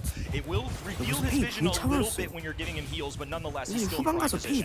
Well, Fang super already. I just don't think Pearl's really his desired person to be supering. Gonna get burnt here as well, and might even have to use that super. There's the box, but he pretty much kills his own teammate. Angel Boy might go down here, but a few little moves and he survives quite a while. The name goes to the super, but Meeple shooting through the wall just about gets rounded, but Nob is gonna burn, and it's gonna be a 1v1 on Elenane's back.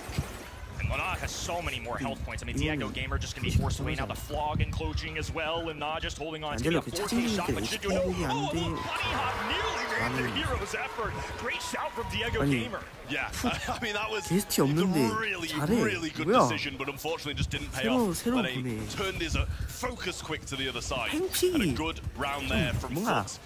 unfortunately, People's Mansion kind of seeing the demise of his own teammate, but at least they eventually traded Angel Boy out. But is back to this position of full control for Foot, even though it's Tribe with the brawler who's going to be able to go over the water. Luffy lurking. He's been flashing that super button several times as Diego Gamer will go in the 1v1 against Angel Boy. RBM back and forth, trying to figure out where exactly he should help the teammates out. Finally, Luffy shows himself. Lina gonna be fully aware of this.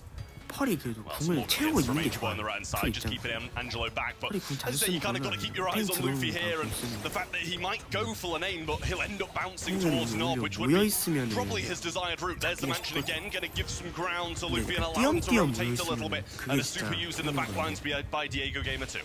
Great team play coming out of Foot, but Nob now weak is going to be able to assist as easily. A complete misconnection there from the Nob. Oh, the dive.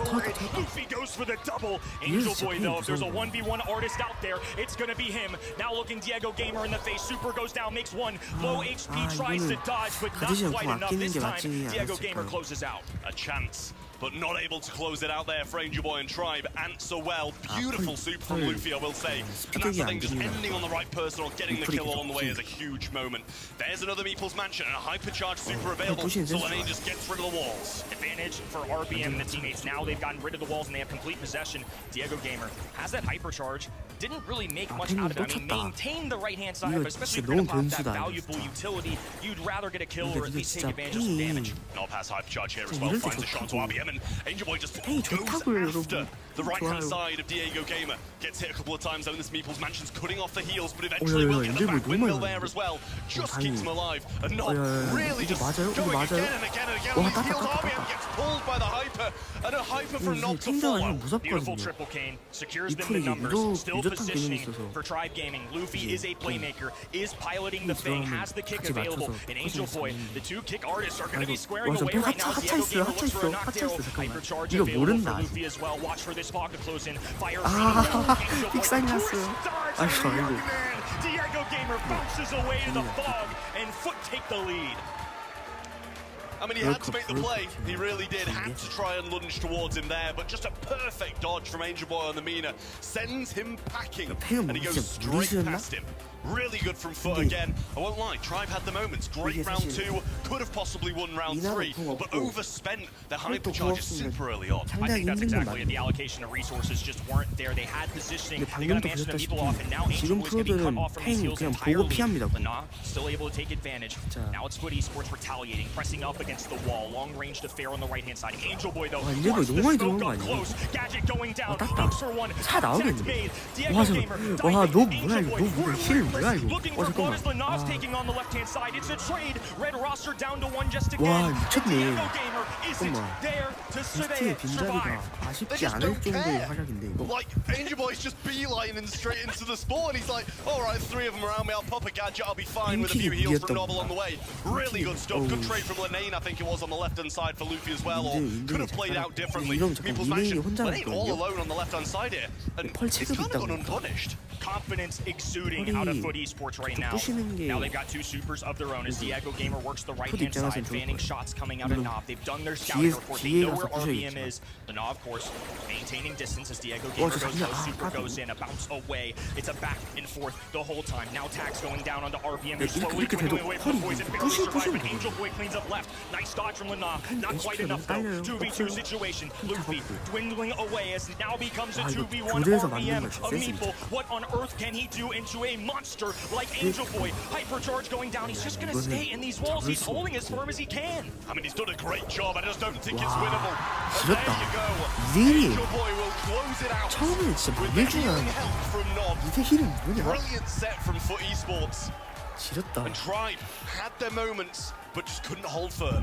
I was asked, what kind of player is Angel Boy earlier today by our media crew?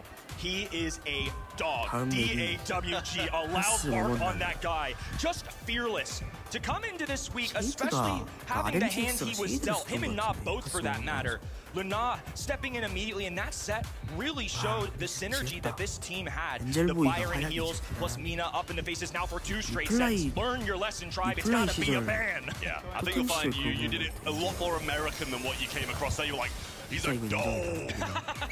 리나의 정석을 보여주는 Absolutely true. This man is 리네이는 근데 없는 게 뭐예요? why FUT deserve to be at the top of the EU region. 게스트가 Even 어차피 with 다시 또 돌아올 거 substitutes 아니야. coming in, even with different teams, and you're not against a bad team either. And they're still getting wins on the board. They're 2-1 up. And they've got the capability of closing this out in 4.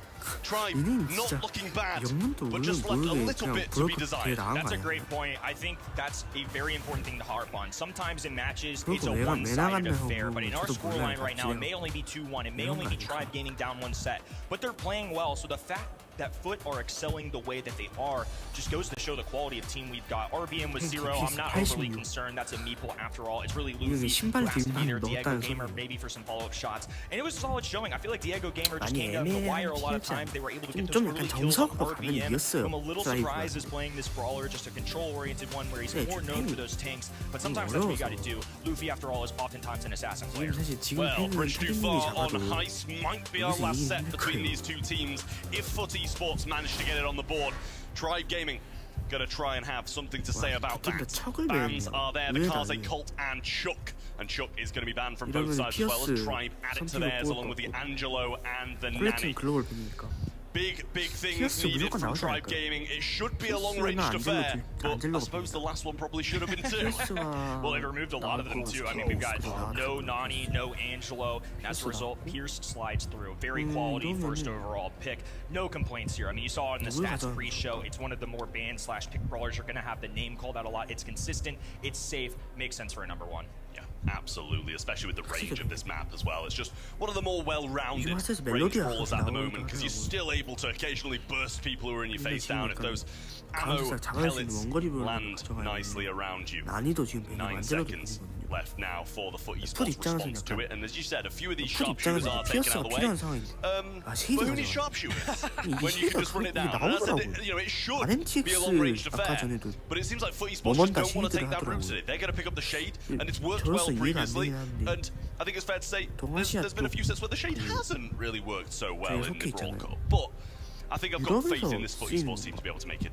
Look, if it's in Angel Boy's hands, I'm not ruling anything out. Now they pair it with an 8-bit as well. So the one thing I will say about this Pierce versus 8-bit matchup is advantage to 8-bit for damage you can do on the opposing heist safe. And then on top of that, it's going to take a lot of ammunition. And Pierce can obviously cycle through that rather quickly. But nonetheless, the beefy arcade machine is going to do well. The hardest part about this to me is now you have two brawlers who really rely on their super, and especially for somebody like 8-bit, really relies on position. You're not getting to the other end. You're just playing entirely defense, which is not what you want in this game mode. If Shade can't get supers quickly enough, I could see this going awry. Well, in need of a bit of safe damage, but they're going to go with the Finks. It worked well for them in the one set that they've won, which was Hard Rock Mine and Gem Grab right at the start of this series, so haven't managed to get any sets on the board for a couple just yet. But Finks, it's been brought out here occasionally, and I don't mind it. It's not something that I love, to be honest with you, but when you can play it as well as they did in that first set, I think it's fair to bring it. I'm kind of with you. I'm neutral on this. It's fine. It's fine. It's fine. It's just not. It's not heist, right? I think if you are into that's exactly where I was going. They heist safe damage. They had to have. He's in the audience, bro. You better get geared up and ready to go. They're calling on you. Get ready to head to Bridge too far, buddy. He said, "Oh, he said, oh, I gotta get running." On to the last pick now from FUT Esports. It's a question of whether or not they want to kind of double down on this aggression or have another one of these long-range brawlers to be able to fight off the Pierce and Finks at a bit more of a ranged area. But they might want to just have something defensive yet again. To be fair, I completely forgot this slipped through. It's been global banned for pretty much the entirety of the Brawl Cup, but it's found its way through. It was the 6th pick too. That's wild that it escaped that far into the draft. Really going to see how this debut goes, but I mean, as good of a brawler as it is, I can't blame FUT whatsoever. I know it's not going to do an insane amount of heist damage, but the poison is so annoying. I could see this working out really well now. Starting to see the bigger picture. Absolutely, got good range as well, so you're going to be able to prevent a lot of the opposition getting the supers and having those really influential ones like Melody. That's their entire damage win condition, pretty much on that one brawler. So we'll see how this one plays out. Tribe Gaming in need of 2 sets in a row, but FUT Esports can close it out right here. Left-hand side, Knob going to be taking the long distance versus mid-range Sphinx as Angel Boy is getting bombarded with shots. This is the worry. Shade is really good, but he has to get that super for him to have a fighter's chance. And now Luna on right-hand side, operating one of the best, if not the best brawlers in the game right now. At least that's legal this weekend. It'll do for both of these teams. They're making some good moves, and a good push from Angel Boy doesn't find that critical hit on Luffy to finish him off. Nob just staying back now and actually gets the kill on Diego Gamer, but RBM's going to go and add some more damage to the safe, whilst Angel Boy and Lunar forced to defend RBM, and that's wild. Yeah, Angel Boy exhausting a few shots there. Would like to see that a little sooner, but it is easy tags to now get the super. And once you get one, you have to cycle them carefully, but it can be off and running. It's a little race car now driving up the middle of the map. He's got his first super, looking for a second. A beautiful teleport, a takedown as well. Excellent stuff from Tribe. Nob choosing to hold on to his super this time instead of using it to tank. Lane gets a good kill there with the help of Angel Boy. Throws out these vases on the left-hand side and the snakes follow, but no poisoning found onto RBM. Nice dodge from RBM, who's trying to maintain against two brawlers. Foot Esports overcommitting the left-hand side. Meanwhile, Angel Boy 1v1ing Luffy. Don't like his odds. A haunted hug going down, but Luffy getting some musical notes all around this. Won't quite hit that 50% marker, but nonetheless, is Foot Esports currently down by a mile. Yeah, it's not looking good for Foot so far. Hasn't even managed to get that first crack.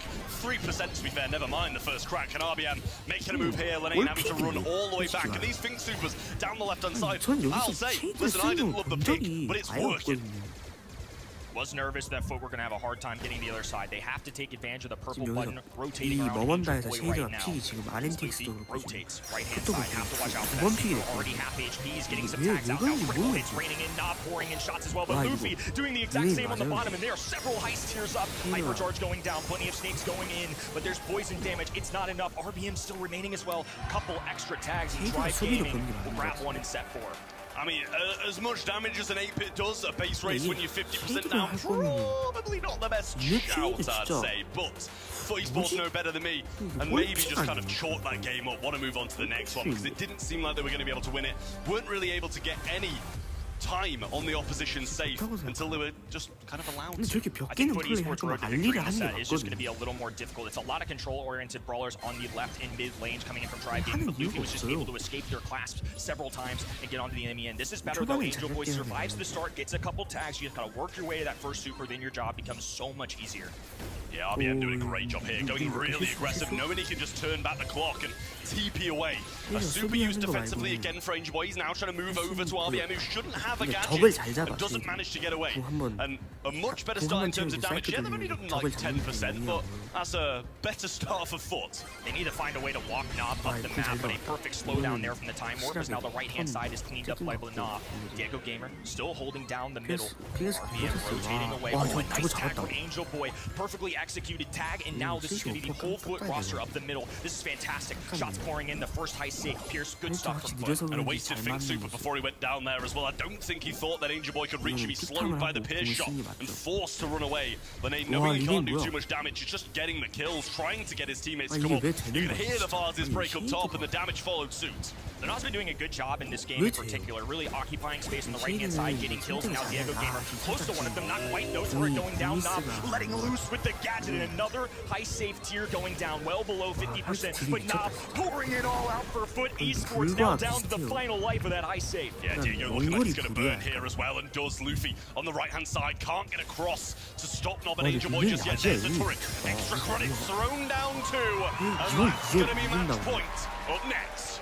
A lot of EMEA fans in this building cheering on Foot Esports. All the fans of SK Gaming are Y Totem Big, all the like that we saw even in our show match in the arena today. Really hoping that EMEA can help grab those spots. It's something that's very important and what we're all looking towards. And meanwhile, Tribe Gaming, they had a hot start. I really thought this might be the match for them to finally reclaim their status, get some confidence back. Foot Esports on match point might keep Tribe Gaming completely and utterly defeated at this event. Well, game plan change and Melody down the left-hand side along with RBM, the Finks.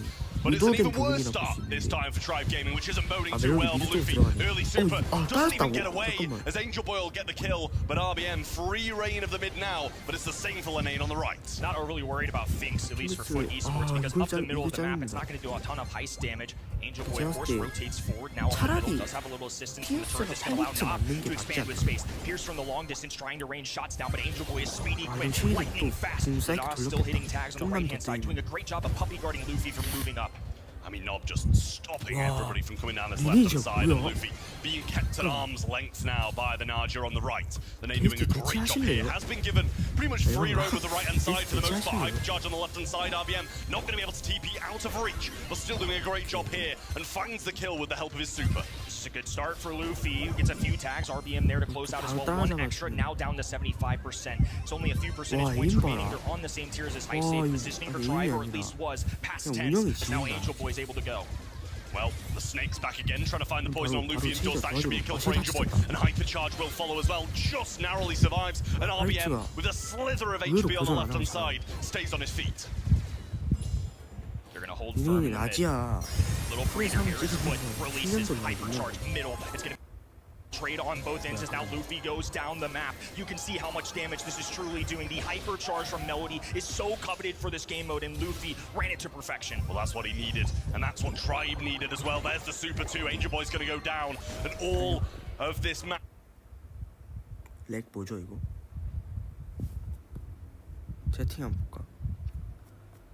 Is being controlled by Tribe Gaming. Diego Game going to burn down, but not without getting a final blow onto the safe. Up comes Luffy and Angel Boy, another super, and forced to defend. 30 seconds left. Great cleanup crew from Angel Boy and Lana. They had to do it. This is getting rather close. They still need to get that 50% marker. RBM dashing a trade as well. Massive, but look at all the poison up top. That's going to get them that 50%. All of a sudden, Nob with a fighter's chance. Left hand in, extra credit. Body blocked entirely by RBM. What defense would tend to go? Angel Boy not within striking distance. RBM holding firm. Luffy diving down the bottom of the map, and Tribe Gaming will go to 5. They'll finally have an opportunity to conquer demons from Dallas. 꽉 갔네요. Amazing from Tribe, and FUT Esports could only sit and watch at the end as that extra damage piles in. We're going to a set 5 to decide it all, and I think Nob really wanted to close that one out there, kind of head in hands at the moment. It's not over yet, still got another set to play, and you've got to think, mentality-wise, Tribe are in a stronger spot. I think we're in a real treat for this group stage. FUT Esports and Tribe Gaming going head-to-head. We still have the darling of last Brawl Cup in this group too. A lot on the minds of Tribe Gaming, but right now, the focus has to be on the present for a set number 5. Anything can happen at this point. Again, just a competitive set. I've got no complaints. Both of these teams are playing super well. I think this has been one of the better ones we've had the entire weekend. We were due one for crying out loud. It's about time we got to a set 5 today. Absolutely, we desperately need these kind of games in a Brawl Cup that's been quite sweepy so far. It's nice to see FUT and Tribe go the distance. Really, really good stuff from Luffy, I will say, getting so much damage, just picking his moments well. And to be fair, he got controlled for quite a lot of the game. You know, he was kept at bay, but when he got those supers, when he got those hypers, he made them count. And also, I want to say on the other side as well, I love these replays of just signs in the crowd, of just random memes. But incredible stuff from the Finks as well. I doubted it. You know, we kind of were like, it's fine, it's fine. But I think he's proved a point. I think especially when you look at the stat line too. So we see 11 kills, that's excellent. 267 DPS, keeping up with the rest. But honestly, damage to high save, way higher than I would have thought. I mean, I think overperforming, if you will, the expectation I certainly had. Something I commented on before, but I just thought FUT Esports draft right there was manageable, certainly winnable, but tough. And we've shouldered a lot on Angel Boy. He has his entire career, and now once again, the young man will be tested. Here we go to Layer Cake for a set number 5. We see some interesting stuff from Bounty. The ban stage here is always a variety pack of brawlers. Sometimes you're going to see the throwers go down, the tanks go down. Then you got to keep the ones like Anti-Tank and Chester in mind, especially with our global bans. None of those super duper apply, I would say, to this map. Well, looks like they're not going to let Naja slip again. It kind of was on the losing side there as well. So the one time we've seen it, it hasn't won. But I don't know if I want to see it twice. Even if 푸시 아무리 봐도 팽을 할 것 같지 않은데 지들이 팽이 사귀라고 생각하는 from the side of FUT Esports over the other side, the Fang out of the way along with the Willow and 애드가 바로 가죠 뭐. 이게 약간 아까 전전 나온 느낌이야. I love that every time Edgar gets picked, Berlin just gets a little louder. Just some serious joy. It's a universal language. Everybody loves this guy or hates him, depending if you're playing against him. I think FUT Esports, that's certainly going to be the case. Absolutely, it's now a question of what you kind of pick into it. We saw them take the stews in the past. The Mina seemed to do an okay job against it, getting away and staying at arm's length. So it's the brawlers with mobility or that kind of instant shutting down that you need. Wouldn't have said that was one of them, but obviously he's got the ability to dash away, so the mobility is there. Should be able to get that blue star as well. So it'll mean that Tribe have kind of forced to play into Foot's hands. Back-to-back beloved brawlers, and Mortis is at the tippy top of tier list right now, especially in pro players' hands. I can't fault them for this. If you let it escape, Tribe Gaming might not pick it, they might, but double assassin rare, but nonetheless, just put it in their hands. Honestly, just a nudge, I think, to somebody like Gessie too, who normally would be piloting this brawler more than likely for the team. 뭐야, 팬이 하고 있어. 아니 뭐야 진짜. 아니 나 진짜 픽 겁나 잘 맞추네. 아니 팬이를 올려두고 있어. 맞습니다. 제가 코치예요. Lumi comes up then for Diego Gamer. And that is a brawler that they've championed a few times as well. As Chester rounds it out, really nice pick. I really like Tribe's draft here, I'm not going to lie to you. The ability that Chester's going to have to shut down the Mortis. Yes, okay, Mortis is going to be able to dash away from the Edgar when going in, but really got that chase down ability now with the gadget as well as the super to just be able to be relentless and carry on running after them. Chester, like you mentioned, an excellent way to deal with somebody like Morris in particular, or even Edgar for that matter too, right? I think that's why I alluded to it, but that's why they were hovering over it in the left-hand side as well, something they were certainly considering in the final selection. Foot Esports putting their faith in Cordelis. This is a defensive effort to try to deal with that Edgar. For sure, we saw them do this not just now, but also in a previous as well. Well, it's definitely going to be a big set for both of these teams. Still a couple games to go after this one in the group, but should be a decisive one nonetheless, and one that Foot Esports, with this substitution of Lenane, desperately want to get on the board, because neither of these teams will want to be at risk in the next. 1 year ago, disaster in Dallas for Tribe Gaming. Foot Esports facing disaster earlier this week. How will these top teams adjust to the adversity? It's time for Set 5. Angel Boy off to the races up the middle of the map, and now continuing to apply pressure. Normally when you grab that blue star, you dip, you get back to the same side, but instead he's trying to catch all the smoke. 엔젤보이 모티스 너무 안 어울리는데. Which you would have expected. Angel Boy going to go in really deep there into two of the brawlers, and that's not a matchup he's going to come out on top of. Lenane on the right side just trying to get some supercharge. Chester gets there first.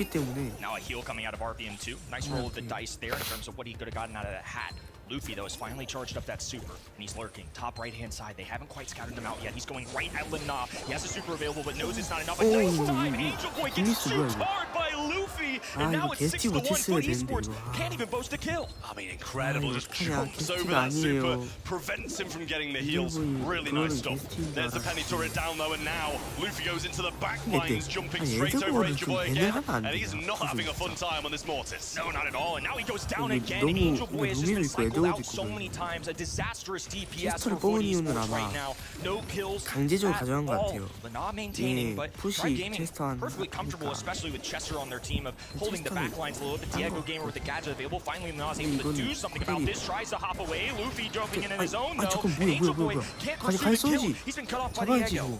So difficult to do anything there, and the penny turret getting brought down to an option. Only a couple taps off a hypercharge, so might hold off on this one just for now. But he's actually going to throw it really aggressive into the top right-hand corner with only 30 seconds left. Work to be done. Luffy has been a star of the show here in set number 5. And now Angel Boy trying to match it. The star player of his own team going back and forth, but couldn't get the job done. Luffy, of course, can heal off those regular shots. Diego Gamer pursuing a kill of his own. Lumi being rather aggressive when not, even if he grabs this kill, still has tons of work to be done. And the star count hits. Tribe Gaming on a set and match point of their own. I mean, about as smoothly as it could have gone for Tribe. I feel like Foot definitely not going to play the same again. Hyper aggressive from Angel Boy. Basically got the blue star and went after them, and then continued to go after them, and was just getting bullied by the Edgar. Letting this slip again is really not panning out well for Foot. I'm terrified for Foot right now. This is another time where maybe they thought they had an answer to the Edgar, but Luffy has been a problem on this brawler. This time, Angel Boy, like you mentioned, not going to go nearly as aggressive. This time, backline. Let's take the blue star, change up our strategy. We're not going to go overly aggressive. Let's be a little more passive. Yeah, Yeah, definitely the thought process to use. And Edgar going to be getting a bit of passive super along the way, so you definitely kind of need to think about that. You know, he's always going to have that upper hand on you in that 1v1 situation for Angel. He's going in, trying to bait something out, trying to get some supercharge, but I just don't know what he's going to find. Yeah, especially now into Chester, this is an intelligent rotation coming out of RPM. He's in the middle of the map. Diego Gamer's going to outrange Lana this whole time. He just has to rely on a little cheeky tag or maybe just charging up that super by pressing up against the wall neutrally. I mean, I think it's a smarter idea to force Edgar to come into you and try and, you know, play it for that. Because when they were going towards him, he was just bullying them, evading everything that they had. And Nob still deprived of a super. As I'm saying it, he gets it. And it's a defensive one this time. Established the turret as well. This is completely different Foot Esports. Fully off the gas pedal. Angel Boy was guns a-blazing in the first one the entire match. I would say that's been their play style. They're really counting on the fact that Edgar is going to try and make one final push. This may come down to literally one kill within the last 15. It literally is just going to be Edgar going in, and if he gets the kill, he gets it, and if he doesn't, Foot should run away with it. Big stuff, and he's jumped out too. Angel Boy only narrowly survives, and now they've got 30 seconds to make the big play. Angel Boy trying to get up the right-hand side, super available for Chester, but it's a question of which one he's got, and that might decide this game. Lenane with a super on the left. Let's see what the Mad Hatter has in his pocket. Lana takes the victim down to the Shadow Realm. It's Diego Gamer waiting patiently. 15 on the clock. Tribe Gaming have waited for this date for a straight year, trying to right the wrongs and atone for the sins of the past. Lana caught in a trap. Now a cutoff on the right-hand side. Angel Boy needs to dash forward. One star being the separator, dives in, but can't quite get it done. North America, Demons conquer. EMEA's #1 slay.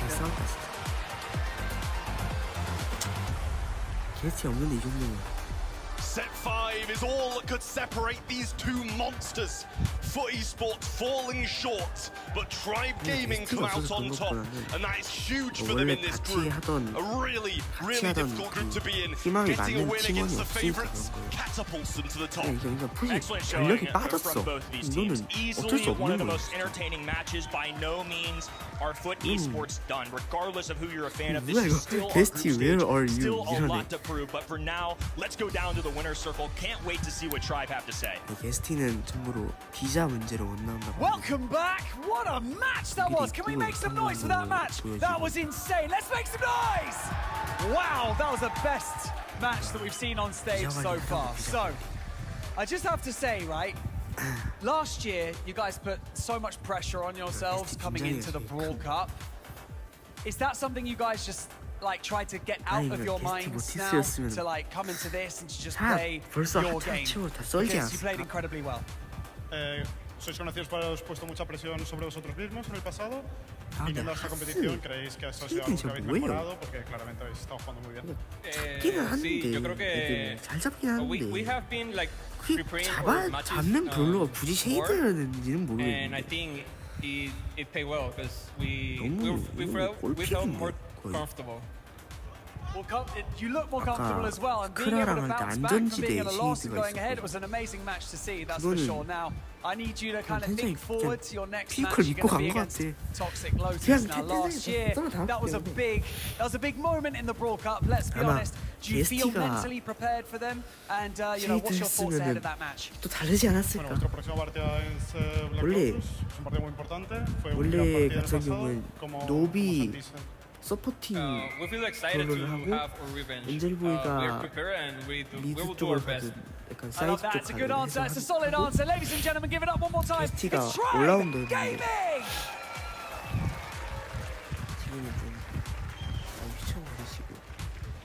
The redemption arc for Tribe Gaming and NA as a region.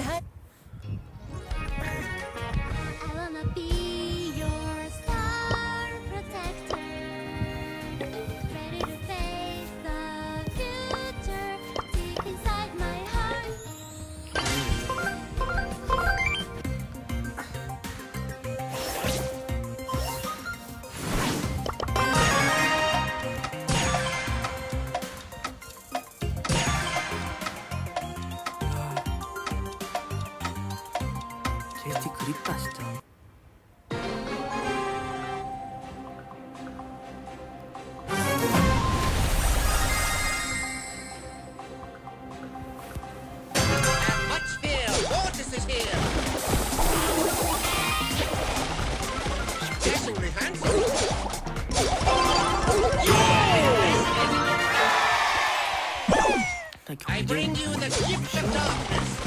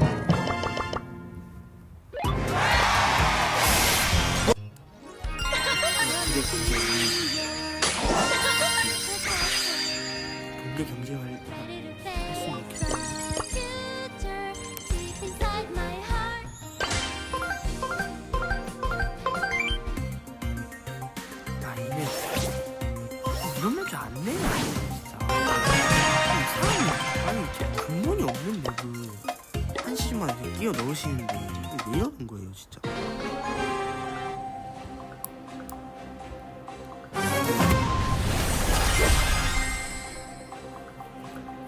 골드 상품 짜치네.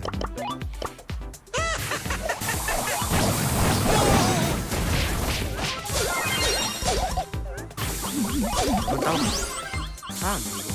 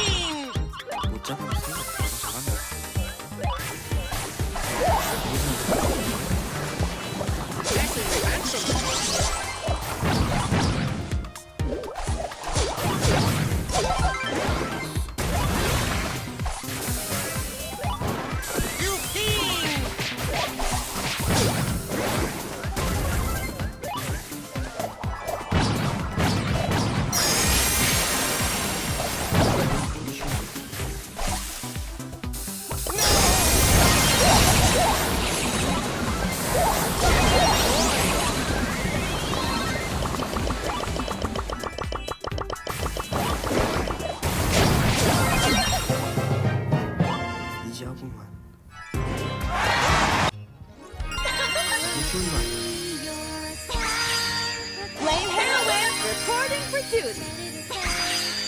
Let's go.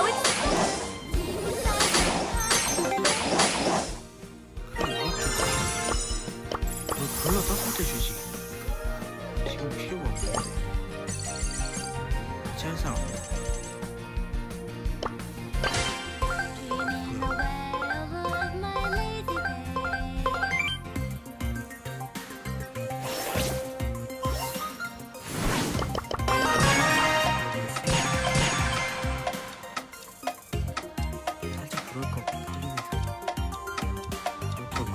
6번 나왔어요. 6분 동안 게임인데.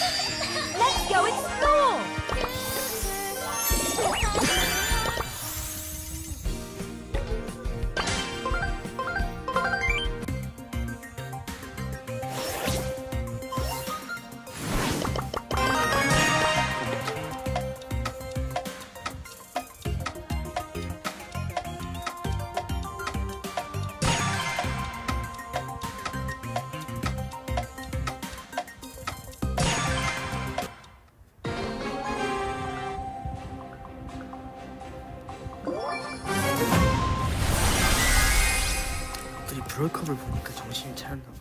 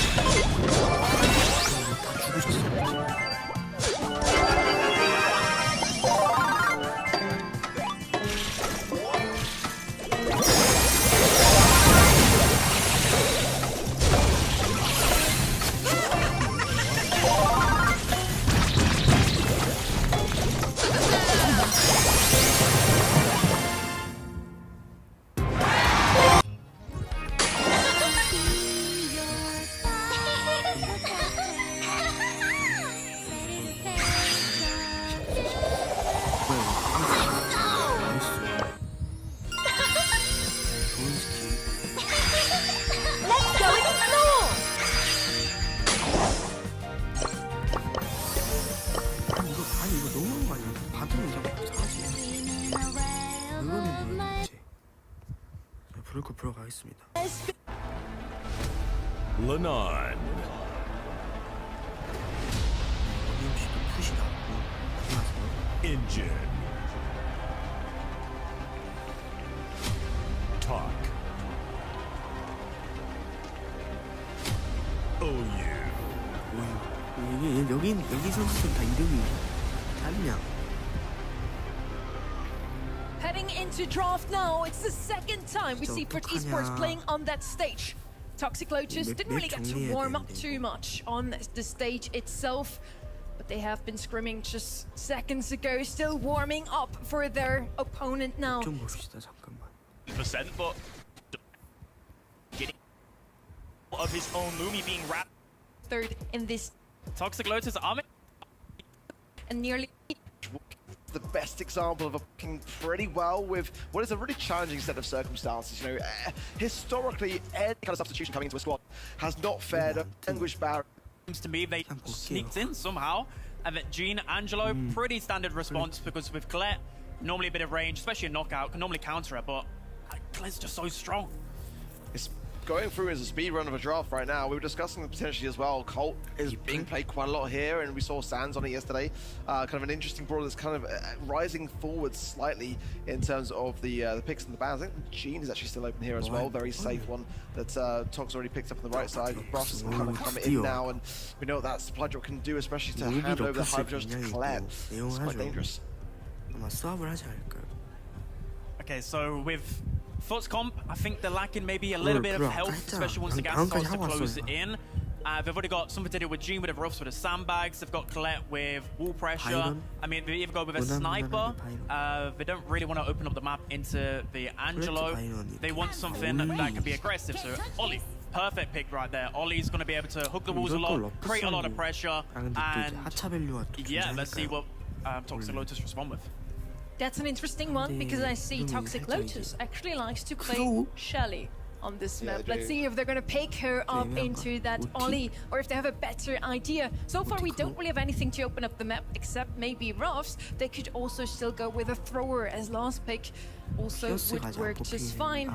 Let's see what it's going to be with 4 seconds left on the clock. They're going to use Rico here, of course, with the wall still intact. Rico's always an option. If this was your ranked match, which one would it be for you guys out in the crowd? As oh look, Uber brought his son to work. All right, man. Go on, son.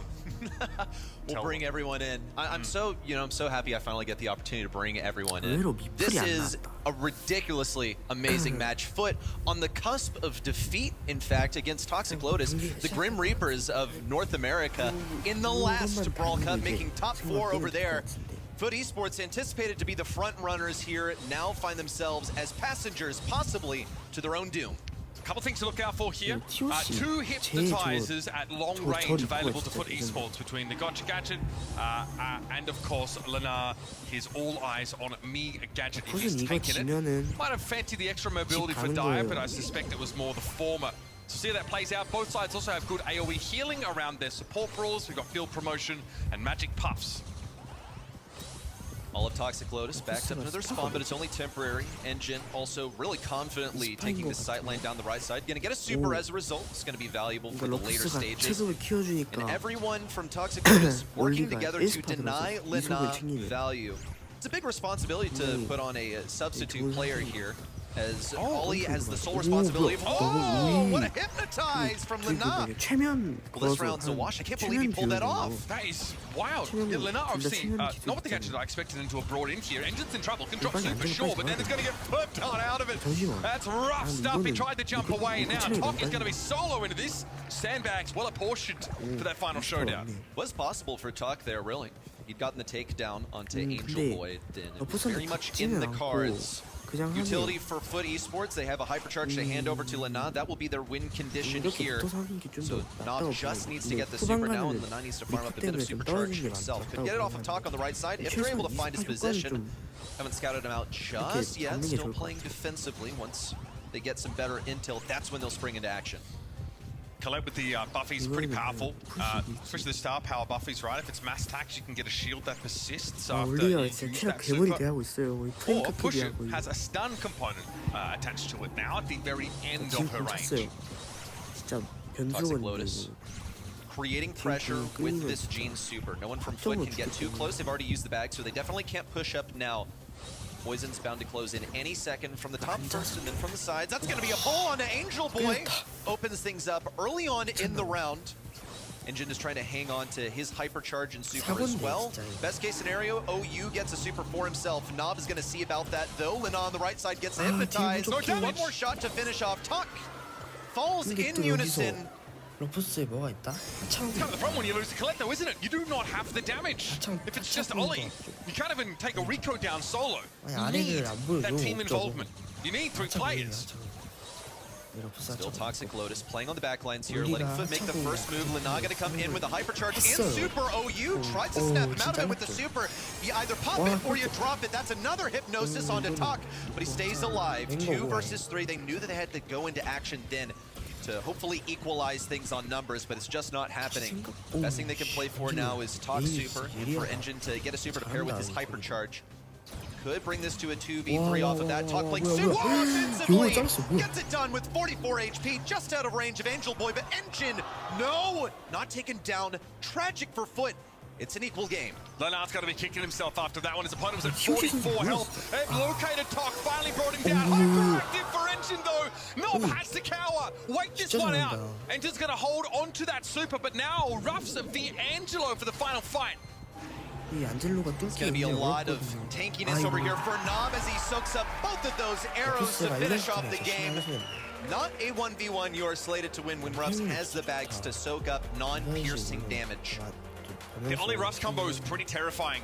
You know that at some point throughout that sort of 3-game series within a set, you're going to be able to give someone a hypercharge. When Ollie has a hypercharge super, it's basically a guaranteed stun, especially when you have the jump gadget. There's almost no way of escaping it. So in one round, you have a deterministic almost 3 versus 2 set up. Yeah, that's the win condition right there. It's really as simple as that, honestly. Pretty good damage for Talk immediately. It's going to crunch Foot Esports into this back left corner where Engine can find some hot shots away, just looking for this little corridor between the wall and the sandbags. Talk continues to clear these out also, and OU just gets a visual on where they are in the bushes. If Foot Esports sink deeper into this corner, then they are just guaranteed to fall. Angel Boy going to come out here with a couple of nice attacks on a Talk. He's forced to retreat, but the rest of the roster remains in place. OU and Talk have to keep poking at this because field promotion can get out of hand if you simply don't damage your opponents.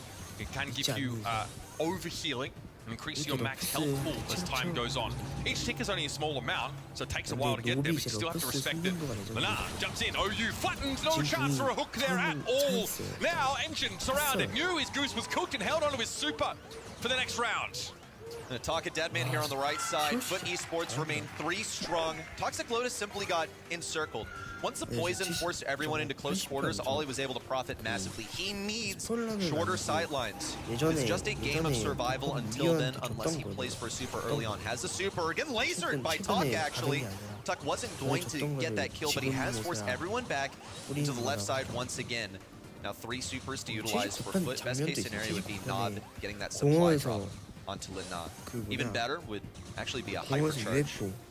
Allow them to eliminate the entire Toxic Lotus roster. OU's going to find a magic hand here. Feels like the win condition for Toxic Lotus on this round. These damage respectable for Talk, but Foot are playing one of the safest parts of the map against Rico. And OU's not really in a hurry here to try and overexpose himself, especially not to the Ollie who has gadget and super at the ready.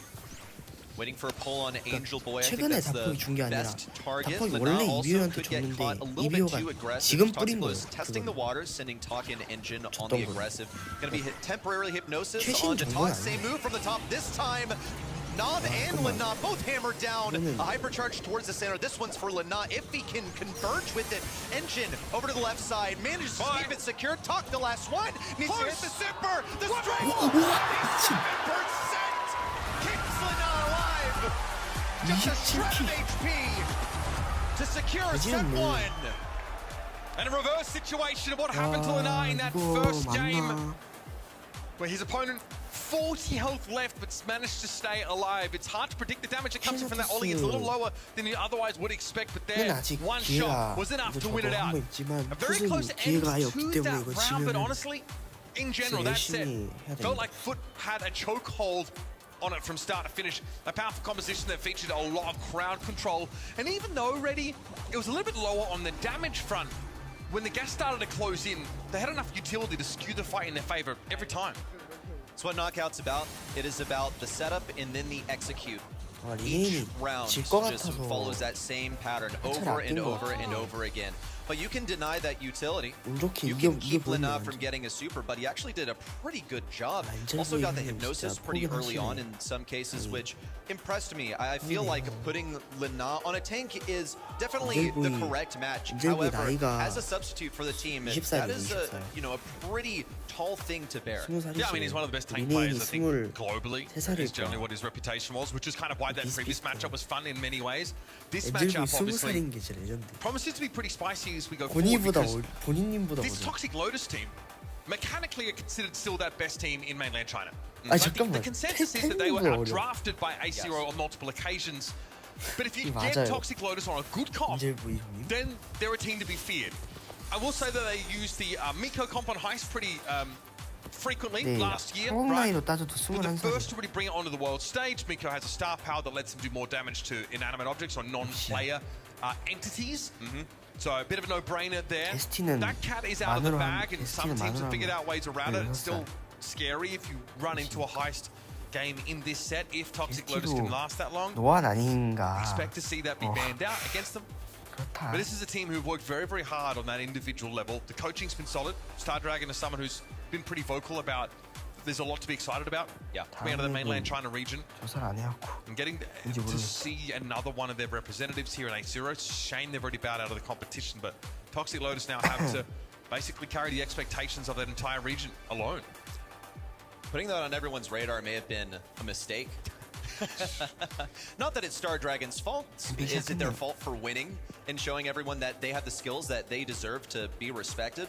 It was pretty quickly adapted to in the subsequent months, led to them not making it all the way to the World Finals. Yeah, losing out on LCQ was heartbreaking for this team, right? It's kind of not what we expected after Toxic Lotus had such a strong finish at World Cup, but I mean, Crazy Raccoon almost didn't make it out of LCQ either. It is really brutal. That was that rival esports team that kept Toxic Lotus. Yeah. It's a new year though. Same team, same expectations here at Brawl Cup. Looking at the bans here as we get started on Ring of Fire, you see the anti-cheese strats from Foot. They are just not interested in facing any of this stuff with Draco or Gray can enable pretty much being overwhelmed by HP pool alone. Pro as a first selection, I think is basically the best thing that you can go at this stage. Response from Toxic Lotus into something that they knowingly left open. Look at also the respect. Mina ban. They witnessed Angel Boy on that Mina earlier, and they said, no thank you. Yeah, well, we've been talking about it since the beginning of the year. He's just a legend, and I think it's completely worthy of a target ban. Some sharpshooters are sort of still over here. Pierce obviously being global ban, though, renders that a non-option. Ooh, Meg. Ooh, this is a throwback.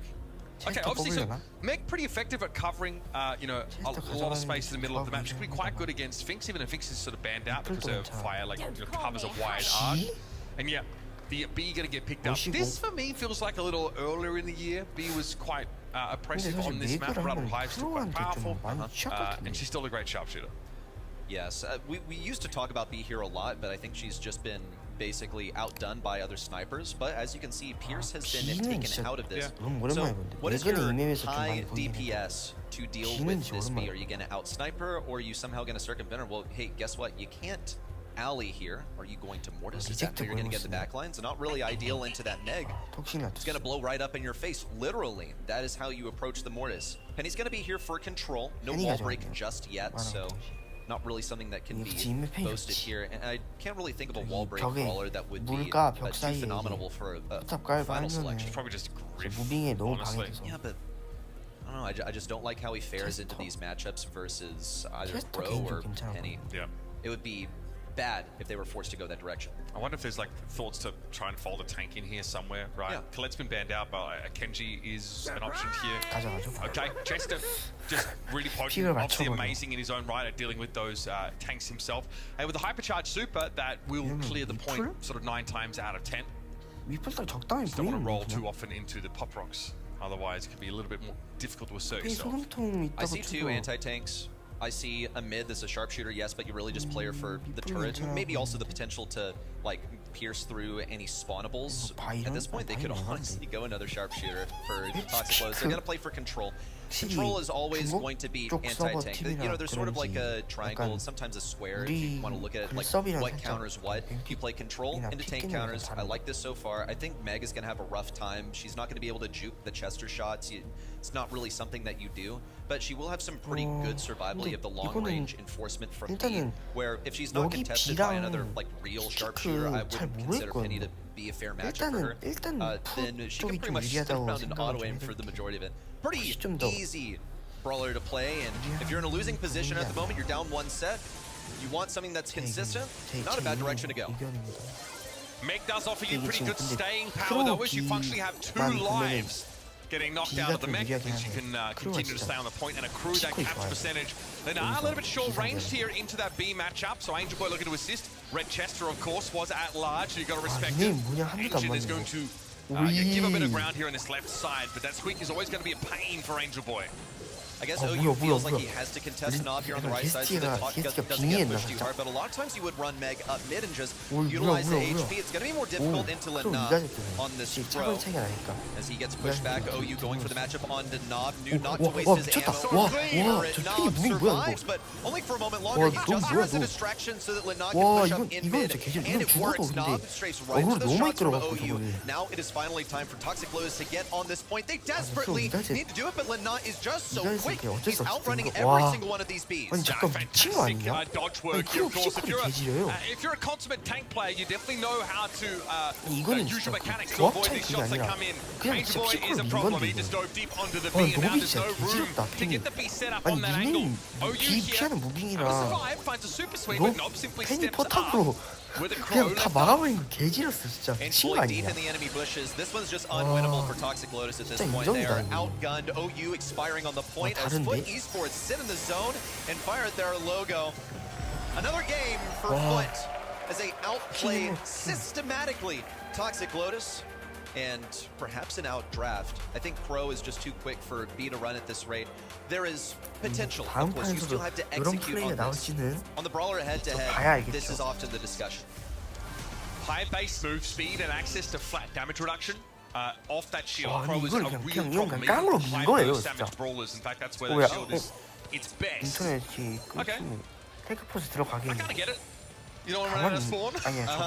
We have a tech issue on stage for those that are wondering right now, so that's why our players are sat still. 그럼 이렇게 좋은 픽을 이거는 약간 심보상 일부러 한 거 아니에요? 약간 Devices are appropriately plugged in. Now, what we saw in that previous round, I think I want to address because you think the B in general can do a fair bit of work at long range. You outrage every brawler 우리 겁나 on 잘해서 the 이겼는데. side of things, but able just to walk up, you know, as the Chester. 그거 한 거 아니야? And we saw them just 해커한테 dive in, get aggressive with a 디도스 좀 날려달라고. They're just rehosting the lobby right now. Here's what's going on. 아니 첫 선수는 약간 똥심은 표정인데. Or maybe just like smearing any 이거는 근데 grease 한 off of 판에 the tablet that is 2인 판정을 accumulated 해줘야 over the 되는 거 course 아니야? of the day. Is they have undoubtedly been using every single second to prepare for this moment. You got to slot a new player into your roster. They took Tribe all the way to the final set. You would expect that at least they can take down Toxic Lotus, a team that has struggled in their home region versus a team that already folded on day one. There's a challenge here because we are one game in to this set. So when you rehost the lobby, we can't necessarily roll back to a 1-0 scenario. Basically, it means that Foot just had to win one more round. I think we cut the game off there, would be my expectation. This player on Toxic Lotus was unable to move out of spawn at all. 제대로 했잖아. So we've been resolving that. It looks like, from what I can tell, our players are just redrafting now, so we shouldn't be too far away from 아니 이게 왜요? 아니 진짜. For those not in the know, in the industry we consider that a big issue when someone's not able to move out of spawn.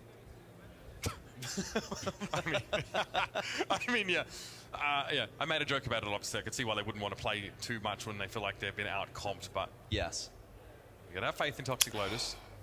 They have had more international opportunities than the rest of their region. And also, you get a decent amount of land experience playing out in China. Your qualification process for events like this is usually much harder. It's like a road to Brawl Cup-esque process. But you get, there are quite a lot of lands at the end of these qualifiers in mainland China. They always make sure the players have a chance to turn up in person to compete for those international spots. That's the same, obviously, for what we've seen from them in the last couple of years. 다시 So that's kind of why 시작하나? Toxic Lotus came to LAN, and sure, while they had jitters, like everyone else did, were able to find a lot of success at World 처음부터 Cup. 다시 하냐? They knocked out 선 Tribe, 넘긴 하네. Loud, I think, also fell to them. Some big names notched into their belt. But since then, 솔직히 이건 조합적으로 since then, 유리한 they've 건 not really 아닌 been 것 able 같아. to reassert 진짜 themselves. We 피크로인 felt for a 거야. while that like mainland China was coming. Like Yes. the global, I guess the complexion of Brawl Stars was about to change forever. Like, it's still, that's still up for grabs. There's still a possibility. Here we go, folks. 1-0 in the set.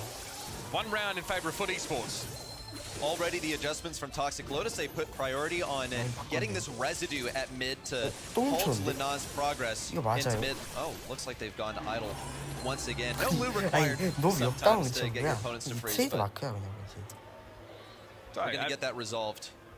I've been just confirming, though, that was not, in fact, live. We'll be live very shortly, folks, is what I'm hearing. Should be a simple... I think they...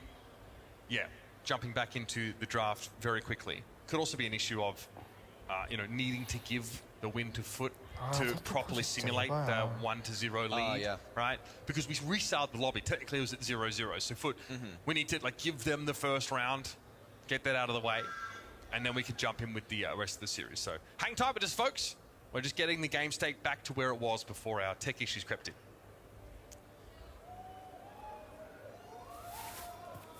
Might be a pause, but the Foot crowd is still here to represent. They may have fallen just a moment ago to Tribe, but people have turned out in droves. They turned out to see Guesty in a large way. His teammates, of course, Angel Boy and Nob. However, Lina in that place. Lina is similarly celebrated player in EMEA. So I'm looking forward to see whether he can make a splash on day 3. They're just going to have to make it there first. He's been tearing it up on mid. We'll see if he's just as evasive as earlier when it comes to dodging these bees. This one is for real, folks. Already a residue once again deployed on the point early. Rattled Hive thrown out for some zone control. Lina getting some damage on OU there. Barely going to be able to walk away. And actually de-suited there. That is huge. OU out of mech now. Really not able to make as much of an impact. Not fighting 1 versus 2. Eventually he's going to be brought down, and OU actually gets back in the mech. Whoa, that's pretty serious on Lina. Talk needs to find that final shot. We can't get the takedown on Lina. Rotates back towards mid, threatening a press up on the left side where O is continuing to march forward. Now turret in position. This is going to be a high priority for Meg. Yeah, go ahead and use the super there. A couple of blaster shots, but look at the aggression from Foot as they hammer down these 2 brawlers. It's a full team wipe. I mean, Nob into Talk was such a sick matchup. And yeah, this is where Angel Boy wants to be. He was here in the previous round. Engine, though, this time's going to stop by and clear him out. They don't know where Lina is necessarily. He's about to walk up on Engine and ruin his day. Dive in the direction of Talk here. It's about shutting down the B, making it impossible for Talk to get control. Previously, it was 50% to nothing, and now it's tied up for all game. OU, however, has a hypercharge, going to push in versus Nob, blocks off some of that with a salty barrel, and just barely escapes the range of OU. Now hypercharge in from Angel Boy. It's going to be lots of bush break, disrupting the stronghold for OU. Cycles it forward, but can't hit Talk. That is going to be bad over now. Hypercharge tower for Nob is in play. Toxic Lotus don't really have any way to clear that out. That is a lot of incendiary fields to cross. A lot of damage raining in autonomously. And Foot Esports look like they can easily do a round in here. This is Toxic Lotus's last chance to make a play here on Ring of Fire. Lina just got that super, now using it hypercharge style to get more damage on Talk. It's an elimination at mid, and Foot Esports count up to 100. A brief pause put on this steamroll through, but they've still gotten a couple sets under their belt. That Crow movement speed is so hard to deal with. If you're a B, so many of those shots are dodged away from. Lina, though, spent most of that last round playing side lane against the mech, just putting some damage down, really trying to limit mech's effectiveness, don't let her run up on you. And so Nob is actually put in a matchup against the B. Now, your Penny, outside of having the salty barrel edge, which is nice to take some shots, you don't really feel favored in that matchup. Nob straight up just beat the brakes off the B in a 1 versus 1. And that elimination allows Lina to play deep inside the Toxic Lotus bush and just pressure Talk every time they come off spawn. There was no chance. Look, like just like this, Angel Boy and Lina just both diving on the B every time she tried to come off spawn. It's just pretty rough, but B here a lot of times can be a great selection. You know, you're playing into no enemy snipers. You just have to hit those shots. So the deal is, though, that compared to other sniper shots, are quite slow. Lena, he's on Crow, tied for the fastest speed in the entire game. You're able to juke these out. You're able to play well. Look, as a tank player, just kind of comes with the territory that when you're playing a brawler that has to fight and weave and bob and dodge its way into range, yes, you're going to be able to juke out those B shots. Though, had to hand it to Talk, he did get the most kills on the team, but it pales in comparison to what Foot were able to muster. Yeah, I mean, the start in the second round of Ring of 5 was pretty good, right? Saw a nice Iron Hive, got a multi-slow. You know, the Crow almost got caught out, but that is history. It's all about this third set now. And the last chance for Toxic Lotus to assert themselves for their first time on stage. And they're starting to sweat, because Foot Esports are giving them absolute hell. They're looking down the line and seeing Tribe Gaming wait in the wings. That's right, they'd have to do it for a second time. Managed to do it at Brawl Cup last year, was a complete upset. It put Toxic Lotus on the map globally, put mainland China on the map in terms of the regional rankings. Another Crow first selection here. It looks like Toxic Lotus aren't too intimidated by it. Instead, prioritizing some other brawlers, Edgar being one of them. Mortis, another one. I guess they feared the Mortis first selection from Foot. And we've seen it actually throughout the weekend, prioritization of the Mortis, but still, there is a reason that you see Crow basically permabanned. He is really that good. Where's the Mina ban is my question as well. Yeah. That is wide open and pretty reasonable on this map. Chester picked up, of course, as a very serviceable anti-tank option, but with Mortis and Edgar both being targeted alongside Colette, this has left Foot Esports open to bring in a lot of really powerful brawlers. We haven't seen Lily much lately.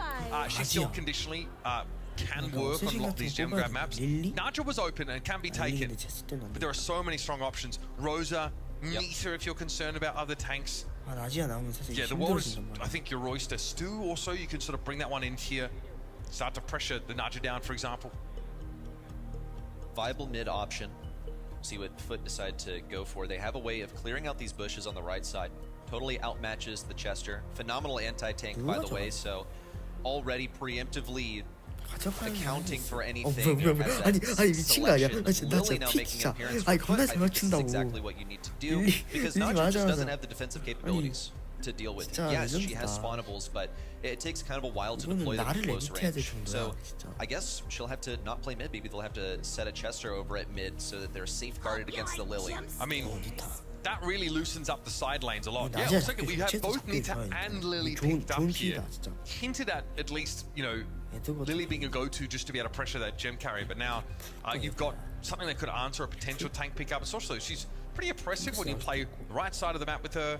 If you're able to play Bruce, you can basically get into your weak side for free, tank up a lot of that damage, and be a real problem. And we've not even talked about the Crow here.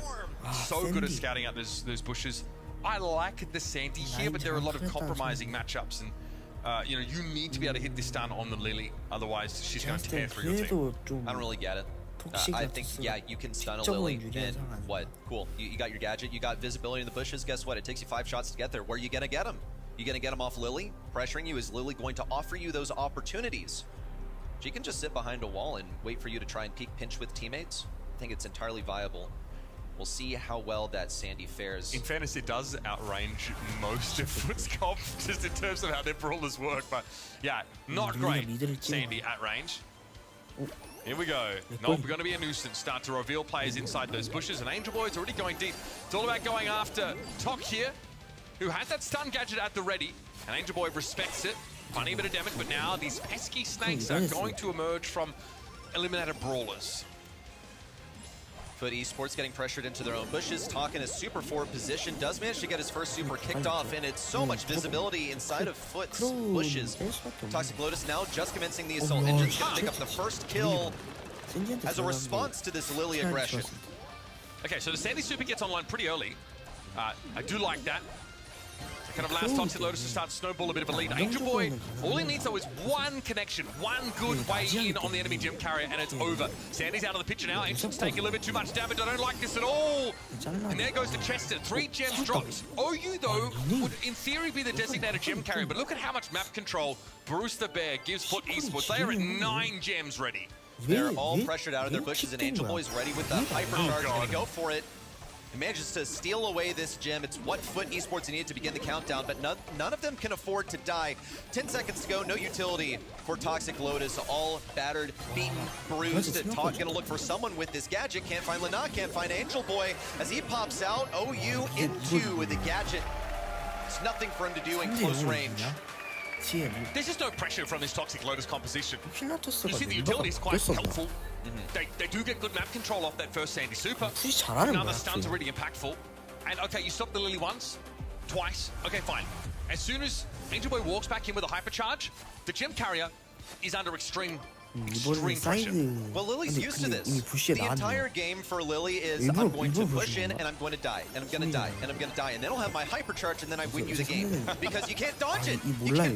Unless you seriously screw it up. Look, Angel Boy already has a super, and all he had to do is run in a straight line on the right side into the Sandy that has only a single stun that's going to be negated the moment that he deals damage to that enemy. I just don't really get it, but Toxic Lotus seemed to believe in it.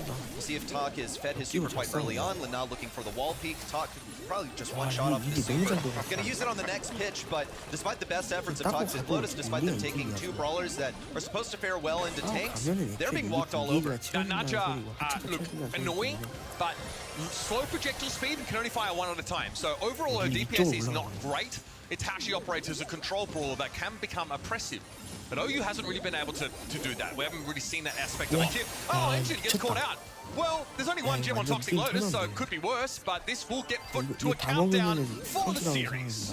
Angel Boy thought about going for the last one, but Lena picks it up instead on those 2 brawlers. Retreating all the way towards the back. They have enough gems to keep this going, but it's a 2 versus 3 inside of the root sand. They can't heal any HP. Lena opts to drop these where Angel Boy's about to respawn. Angel Boy's considering getting all the rest and then disappearing. No vanish. Lena now picks them all up once again. Nob sharing 1 gem.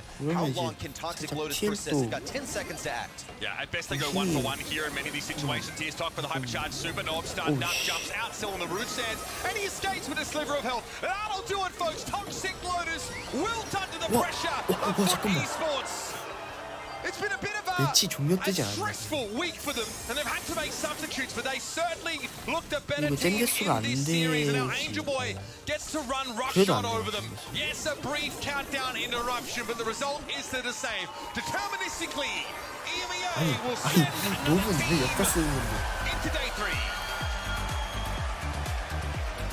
Foot Esports now on equal footing with Tribe, the team that they lost to just 1 match ago.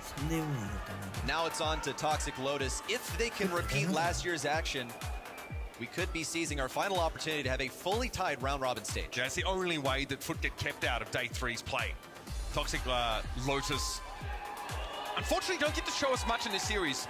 Last year, what had worked for them was a bit of innovation, the surprise factor, maybe being underestimated. This time, teams are ready for them. Foot Esports certainly knew it was do or die to take this game. Let's head down to the stage with Barney and the victorious Foot Esports. Righty-ho, Foot Esports get a number on the board. Congratulations. Angel Boy, you know, a tough Game 5 loss in your first game, and then readjusting, resetting the mind, and coming out here. How was it coming out here and getting that win? First, thank you everyone for supporting. We were noticing everything, we were laughing, we kept a good mood. So thank you all for that. About our first match and then the second one. I mean, I think we won Brawl Ball, having draft disadvantage. We played really well, like for a team with no synergy, we played like insane. I'm so proud of us. I had a masterclass, we all played really well actually in that knockout set, and then I fucked up 2 sets in a row. Okay, that's okay. I have to talk to you about communication, because to a lot of people both at home and here in the arena, if you're unaware, you're actually communicating in 2 different languages when you're in the middle of a game. How is that? Is that adding more stress, or have you got used to it now? I mean, on this stage, particularly today, we didn't speak Russian whatsoever, we were speaking English, so it's fine, we don't see any problems with communication. Well, fair enough, I stand corrected. Lenan, I really want to quickly ask you something. Stepping into this roster, yeah, come on over here, man, come on over. Stepping into this roster, last minute, you know, you came down on a Wednesday, you guys scrimmed for a bit, you've had to adjust a lot, all of you have had to adjust. How has it been, and how does it feel being on the stage once more? Well, it was Tuesday morning. I woke up and then I saw the message of Angel Boy. I was like, oh, really? It's kind of sad for them, but I take that as an opportunity. And yeah, I feel like All Might, you know, a superhero. I came to save them. You are a superhero, Lenan. Well, everybody, I'd like you to give a huge round of applause. It's Foot Esports. Congratulations, guys.